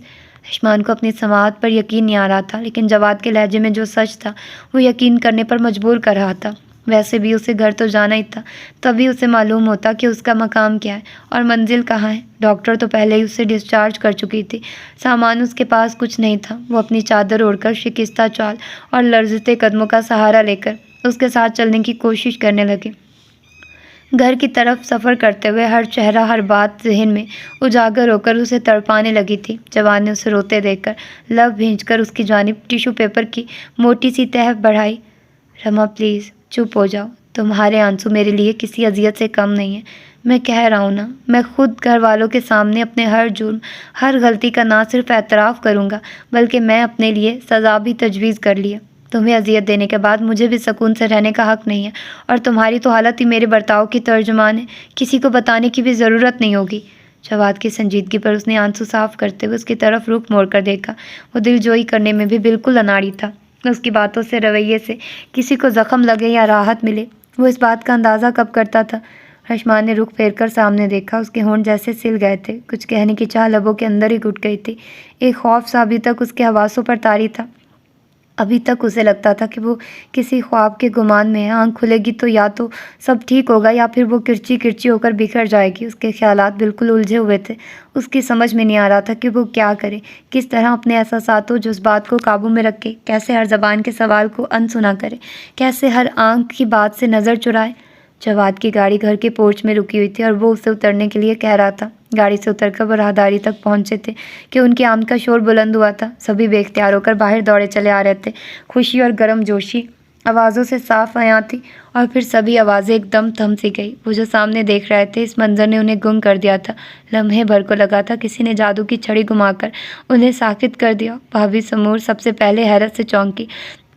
ان کی سوچوں کے برعکس نکھری نکھری خوش و خرم خوبصورت رشی کی جگہ کمزور زرد ہلکے زدہ رشی کھڑی تھی، یا کوئی اور تھی؟ فی الحال تو وہ اس سے پہچانی بھی نہیں جا رہی تھی۔ تمی اور سونم بھی حیرت سے نظر جواد پر ڈال رہے تھے اور ایک رشمان پر۔ جواد نظریں چرا گیا۔ رشمان بھی سب کی محبتوں کو ترسی ہوئی تھی، آنسو بھری آنکھوں سے سب کو ساکت کھڑی تکے جا رہی تھی۔ سمور بھابھی کی قوت گواہی سب سے پہلے واپس آئی۔ یہ کیا حالت بنا رکھی ہے؟ اسے کیا ہوا؟ ایک سوال رشمان سے تھا تو دوسرا جواد سے۔ ساتھ ہی انہوں نے بڑھ کر رشمان کو اپنی باہوں کے حصار میں جکڑ لیا۔ محبت کے حصار میں جاتے ہی وہ باوجود ضبط کے خود کو سنبھال نہ سکی، پھوٹ پھوٹ کر رونے لگی۔ اس کے ساتھ جو ہوا تھا وہ سب فراموش کرنا اتنا آسان نہیں تھا۔ کرب کی جن بھٹیوں میں سلگ کر وہ آ رہی تھی، ان کی تپش سے بننے والے آبلے بھابھی جان کی نرم نرم تھپکیوں سے پھوٹ کر بہہ نکلے تھے۔ بھابھی سمور نے گلے سے چمٹی رشی کے کندھے کے اوپر سے شرمندہ سر جھکائے کھڑے جواد کو دیکھ کر پھر سے استغفار کیا۔ جواد، میں تم سے پوچھ رہی ہوں، کیا ہوا اسے؟ یہ اتنا کیوں رو رہی ہے؟ تم لوگوں نے تو اپنی کوئی خیر خبر ہی نہیں دی، اور اب اس کی حالت؟ ان کے استغفار میں خود بخود سختی گھل گئی تھی۔ اس کی طبیعت ٹھیک نہیں ہے، پلیز اسے چپ کروائیے، اسے اندر لے جائیے، میں آپ کو سب کچھ بتا دوں گا۔ جواد نے بکھرے بالوں کو ہاتھوں سے سنوارتے ہوئے نارمل رویہ اپنایا۔ آپ ہی نے کچھ کہا ہوگا اسے، اس لیے یہ ایسی ہو رہی ہے۔ مجھے پتا تھا آپ اس کا خیال نہیں رکھ سکتے، شادی کیوں کی تھی آپ نے اس کے ساتھ؟ گولڈی قریب آ کر اسے جھنجھوڑنے لگی۔ رشی کو اس طرح دیکھ کر سب سے زیادہ صدمہ اسے ہی پہنچا تھا۔ وہ تو ہنستی مسکراتی رشی کے منتظر تھے، اور وہ کس حال میں واپس آئی تھی؟ جواد کو بھتیجی کے سہیلی کے لیے جذبات کا اندازہ تھا، اس لیے کچھ کہے بغیر بچوں کی طرح لڑتی گولڈی کو بازوؤں میں سمیٹا۔ میں تم سب کا قصوروار ہوں، لیکن پہلے مجھے کچھ بتانے تو دو۔ بھابھی جانی، اسے اماں جانی کے پاس لے چلیں، ان کے سامنے ہی ساری باتیں ہو جائیں تو اچھا ہے۔ اس کے سنجیدہ لب و لہجے پر رشی نے آنسو بھی جیسے تھم گئے۔ اس نے بھابھی سمور سے الگ ہو کر پیچھے مڑ کر دیکھنا چاہا، مگر وہ سب سے پہلے اندر بڑھ گیا تھا۔ مجبوراً سبھی کو اس کے پیچھے جانا پڑا۔ رشی اور جواد کی آمد کا شور سن کر وہ بھی جلدی میں بستر سے اترنے لگی۔ ابھی چپل ہی پاؤں میں پہنی تھی کہ اپنے سامنے کھڑے جواد کو پہلے حیرت سے دیکھا، پھر اسے بے نقط سنانے لگی۔ آ گئے ہو؟ جی بھر گیا، مل گئی فرصت، یاد آ گئی گھر کی۔ سب کہتے تھے شادی کر دو لڑکے کی، خود ہی گھر میں ٹک کر بیٹھے گا۔ مجھے کیا خبر تھی دو بول پڑواتے ہی تمہاری خصلت اور بگڑ جائے گی۔ چندا، یہ شادی تمہیں گھر میں ٹکانے کے لیے کی گئی تھی، گھر سے بھگانے کے لیے نہیں۔ اماں جان بولنے پر آئی تو بولتی چلی گئی۔ اماں جانی میں ایک اہم کام نپٹانے گیا تھا، تفریح کے لیے نہیں گیا تھا، جواد نے دبے دبے لفظوں میں کہنے کی کوشش کی۔ بہاڑ میں گئے تمہارے کام، تمہیں تو خاندان برادری کی ساکھ سے کوئی سروکار نہیں ہے۔ زبان ہلائی اور چھوٹ گئے۔ تمہاری وجہ سے کیسی کیسی باتیں سننے کو ملی ہیں۔ سارے کہتے رہے کہ اچھی بیٹے کی پسند لے کر آئی ہو جو پہلی رات ہی۔ اماں جانی پلیز پہلے کچھ دیکھ سن تو لیں۔ بھابھی سمور نے اندر داخل ہوتے مداخلت کر کے انہیں مزید کہنے سے روکا۔ میں کیا غلط کہہ رہی ہوں؟ تم نے نہیں سنا کہ؟ بات کرتے کرتے ان کی نظر اشمان پر پڑی تو وہ بھونچا رہ گئی۔ ہائے، یہ اس کو کیا کر لائے ہو؟ ہڈیوں کا ڈھانچہ بن گئی بچی تو۔ اماں جانی کا اظہار و پیش قدمی بے ساختہ تھا۔ آگے بڑھ کر انہوں نے اپنے ناتواں بازو میں جیسے اسے چھپا لیا۔ رشمان پھر سے بے اختیار ہو گئے۔ بتاتے کیوں نہیں؟ تم ہی کچھ بتاؤ بچی، جھگڑا کیا ہے اس نے تمہارے ساتھ؟ ڈرو نہیں، یہ تمہیں اس گھر میں کچھ نہیں کہہ سکتا۔ ساتھ لے جا کر ڈال دیا ہوگا ایک طرف اور پھر بھول گیا ہوگا۔ عادت ہے اس کی، ایک دھن سوار ہو جائے تو آگا پیچھا یاد نہیں رہتا۔ اماں جانی اسے بچوں کی طرح پچکار کر بولنے پر اکسا رہی تھی، مگر وہ لفظ یہ ان کی محبت کی گرمی کو محسوس کرتے ہوئے روئے جا رہی تھی۔ اس نے کب سوچا تھا کہ اب وہ ان مہربان چہروں اور ان شفقتوں محبتوں کو دیکھ اور محسوس کر سکے گی۔ تم ہی کچھ منہ سے پھوٹو، کیا منہ میں گھنگیاں ڈالے کھڑے ہو؟ ابھی شادی کو دن ہی کتنے ہوئے اور تمہاری یہ لچھن پرائی بیٹی کا کیا حشر کر دیا؟ میں اس کی ماں کو کیا منہ دکھاؤں گی؟ وہ غریب تو بیٹی کی خوشی کے لیے دوبارہ پوچھنے بھی نہیں آئی کہ اس کی بیٹی کہاں ہے۔ اماں جانی کے لتے لینے پر وہ جھنجھلا اٹھا۔ پہلے ہی پریشان تھا، اب انہیں سمجھانے کی فکر بھی تھی۔ اماں جانی، آپ لوگ مجھے کچھ بتانے کا موقع تو دیں۔ میں آپ کو بتا رہا ہوں، اس کی طبیعت ٹھیک نہیں ہے، اسے آرام کرنے دیں۔ رما، تم روم میں جا کر ریسٹ کرو، میں تم سے آ کر بات کرتا ہوں۔ بھابھی جان نے کچھ بھانپتے ہوئے رشی کو جانے سے روک لیا۔ ٹھہرو رشی، تم ابھی یہی رہو۔ جواد، تمہیں جو کہنا اور بتانا ہے اس کے سامنے بتاؤ، مجھے تو تم پر اب اعتبار ہی نہیں رہا۔ بھابھی سمور کی بے رخی پر اس نے ضد چو کر سبھی پر نگاہ ڈالی۔ سب کی آنکھوں اور چہرے پر ایک ہی تاثر تھا۔ بھابھی سمور نے پہلے اماں جانی کو ان کے بستر پر بٹھایا، پھر رشمان کو بھی ان کے پہلو میں بیٹھ کر کرسی سنبھالی۔ جواد پہلے ہی دوسری کرسی پر ٹک چکا تھا، البتہ گولڈی اور تمیں گہری سنجیدگی چہرے پر لیے ہنوز الماری سے ٹیک لگائے کھڑے تھے۔ دراصل رشمان کو اس رات اپنے ساتھ لے جانا میری مجبوری تھی۔ اس وقت اگر میں آپ لوگوں کو کچھ بتاتا تو بہت سی غلط فہمیاں پیدا ہو جاتی اور جن کی تلافی ساری عمر نہ ہو پاتی۔ جواد نے نظر اٹھا کر خود پر قابو پاتی آنسو پونچھتی رشمان کو دیکھا، جو اس کی طرف دیکھنے سے گریزا تھی۔ ایسا کون سا پہاڑ ٹوٹ پڑا تھا جس کے بوجھ سے تم ہمیں بچانا چاہتے تھے اور تم نے اس کے نیچے ہماری بچی کو دبے دیا؟ بھابھی سمور کے جذبات بھی اس وقت جواد کے لیے برہم سے تھے۔ آپ وجوہات سن لیں گی تو آپ کو معلوم ہو جائے گا کہ میں نے ایسا کیوں کیا۔ اور پھر جواد نے تمام واقعات اور ساری صورتحال آہستہ آہستہ بتا دی۔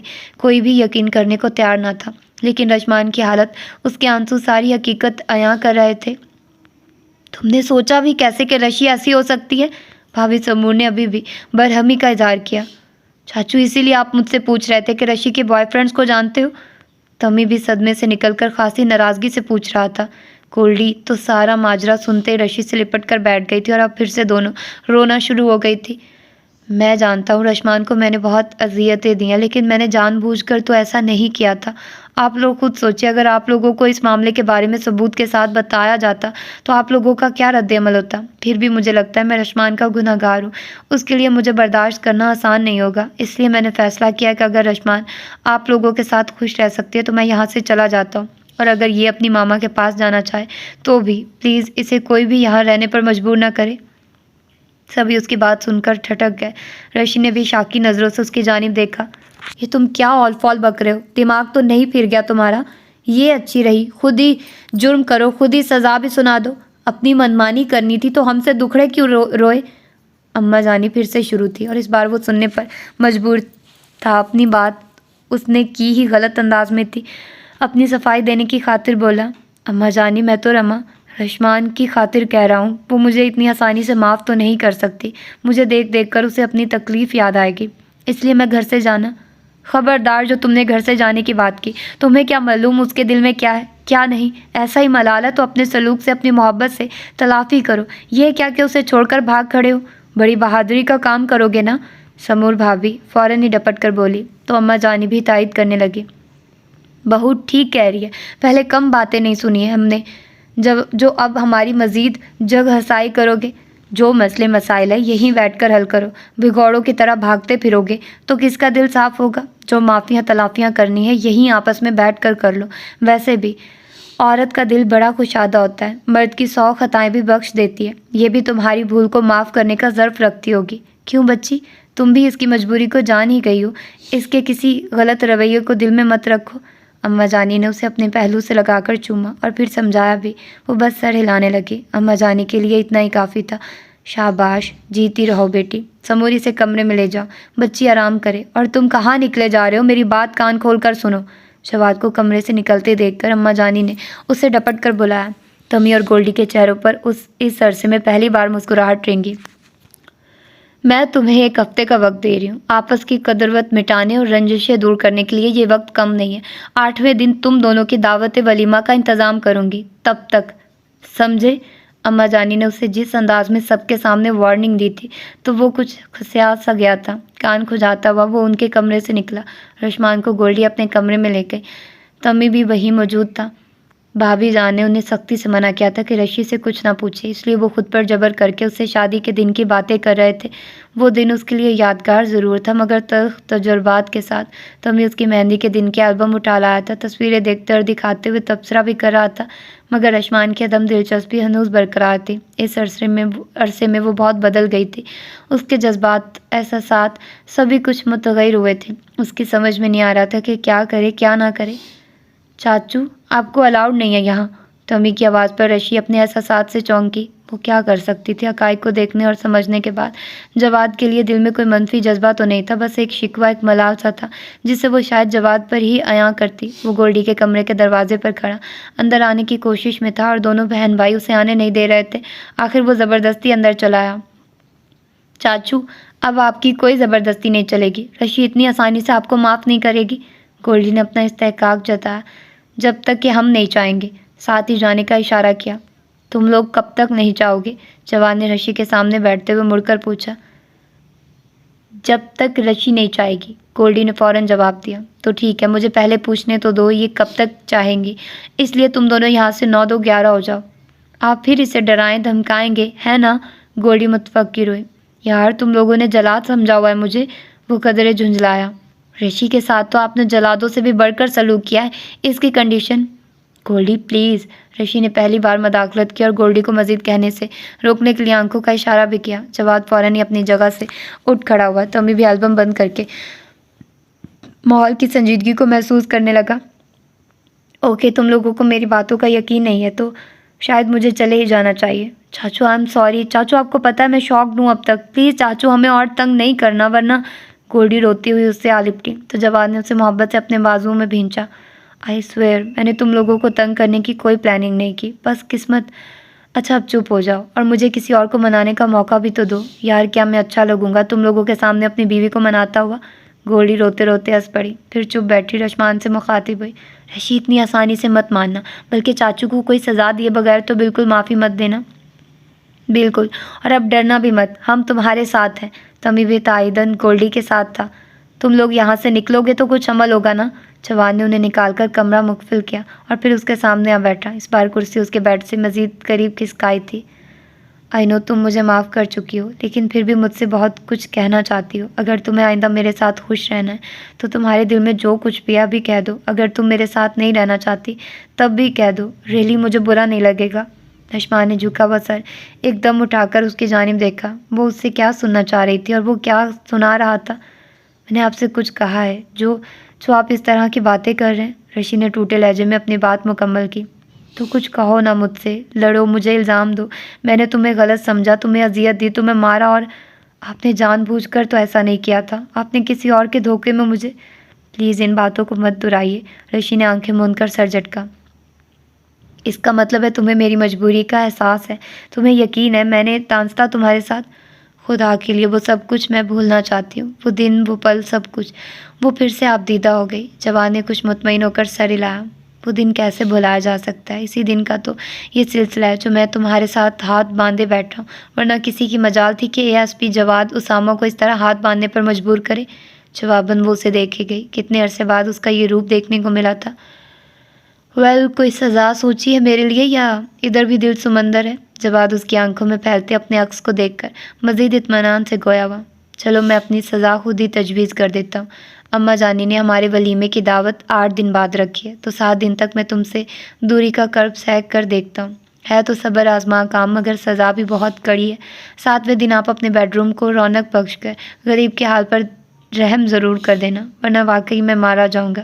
پھر نہ کہنا ابھی حال دل کہا نہ تھا، ابھی کچھ تم سے سنا نہ تھا۔ اس کی بات سمجھنے کے بعد رشمان کا چہرہ زرد گلابی سا ہوا۔ جواد نے اسے دلچسپی سے دیکھا۔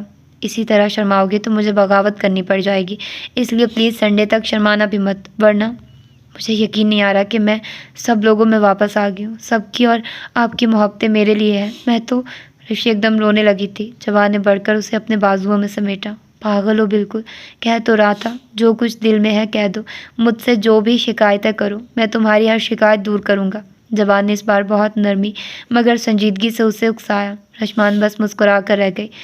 اندر آتی بھابھی سمور کے دل میں ڈھیروں اطمینان بھر گیا۔ جن گرہوں کو کھولنے کی وہ مدد دینے آئی تھی وہ پہلے ہی کھل چکی تھی۔ تو یہ تھا خوبصورت سا ناول، اور یہ تھی اس کی لاسٹ ایپیسوڈ۔ آئی تھاٹ کہ میں آپ لوگوں کو 2 پارٹس بنا کر دوں گی، بٹ اس کی وہ ضرورت نہیں آئی، تو مجھے اسی طرح اس کو 2 پارٹس میں کرنا پڑا۔ تو ہوپ فلی کہ آپ لوگوں کو یہ ناول اچھا لگا ہوگا۔ پھر ملتے ہیں کسی اور اچھے سے ناول کے ساتھ۔ اپنا ڈھیر سارا خیال رکھیے گا۔ اللہ حافظ۔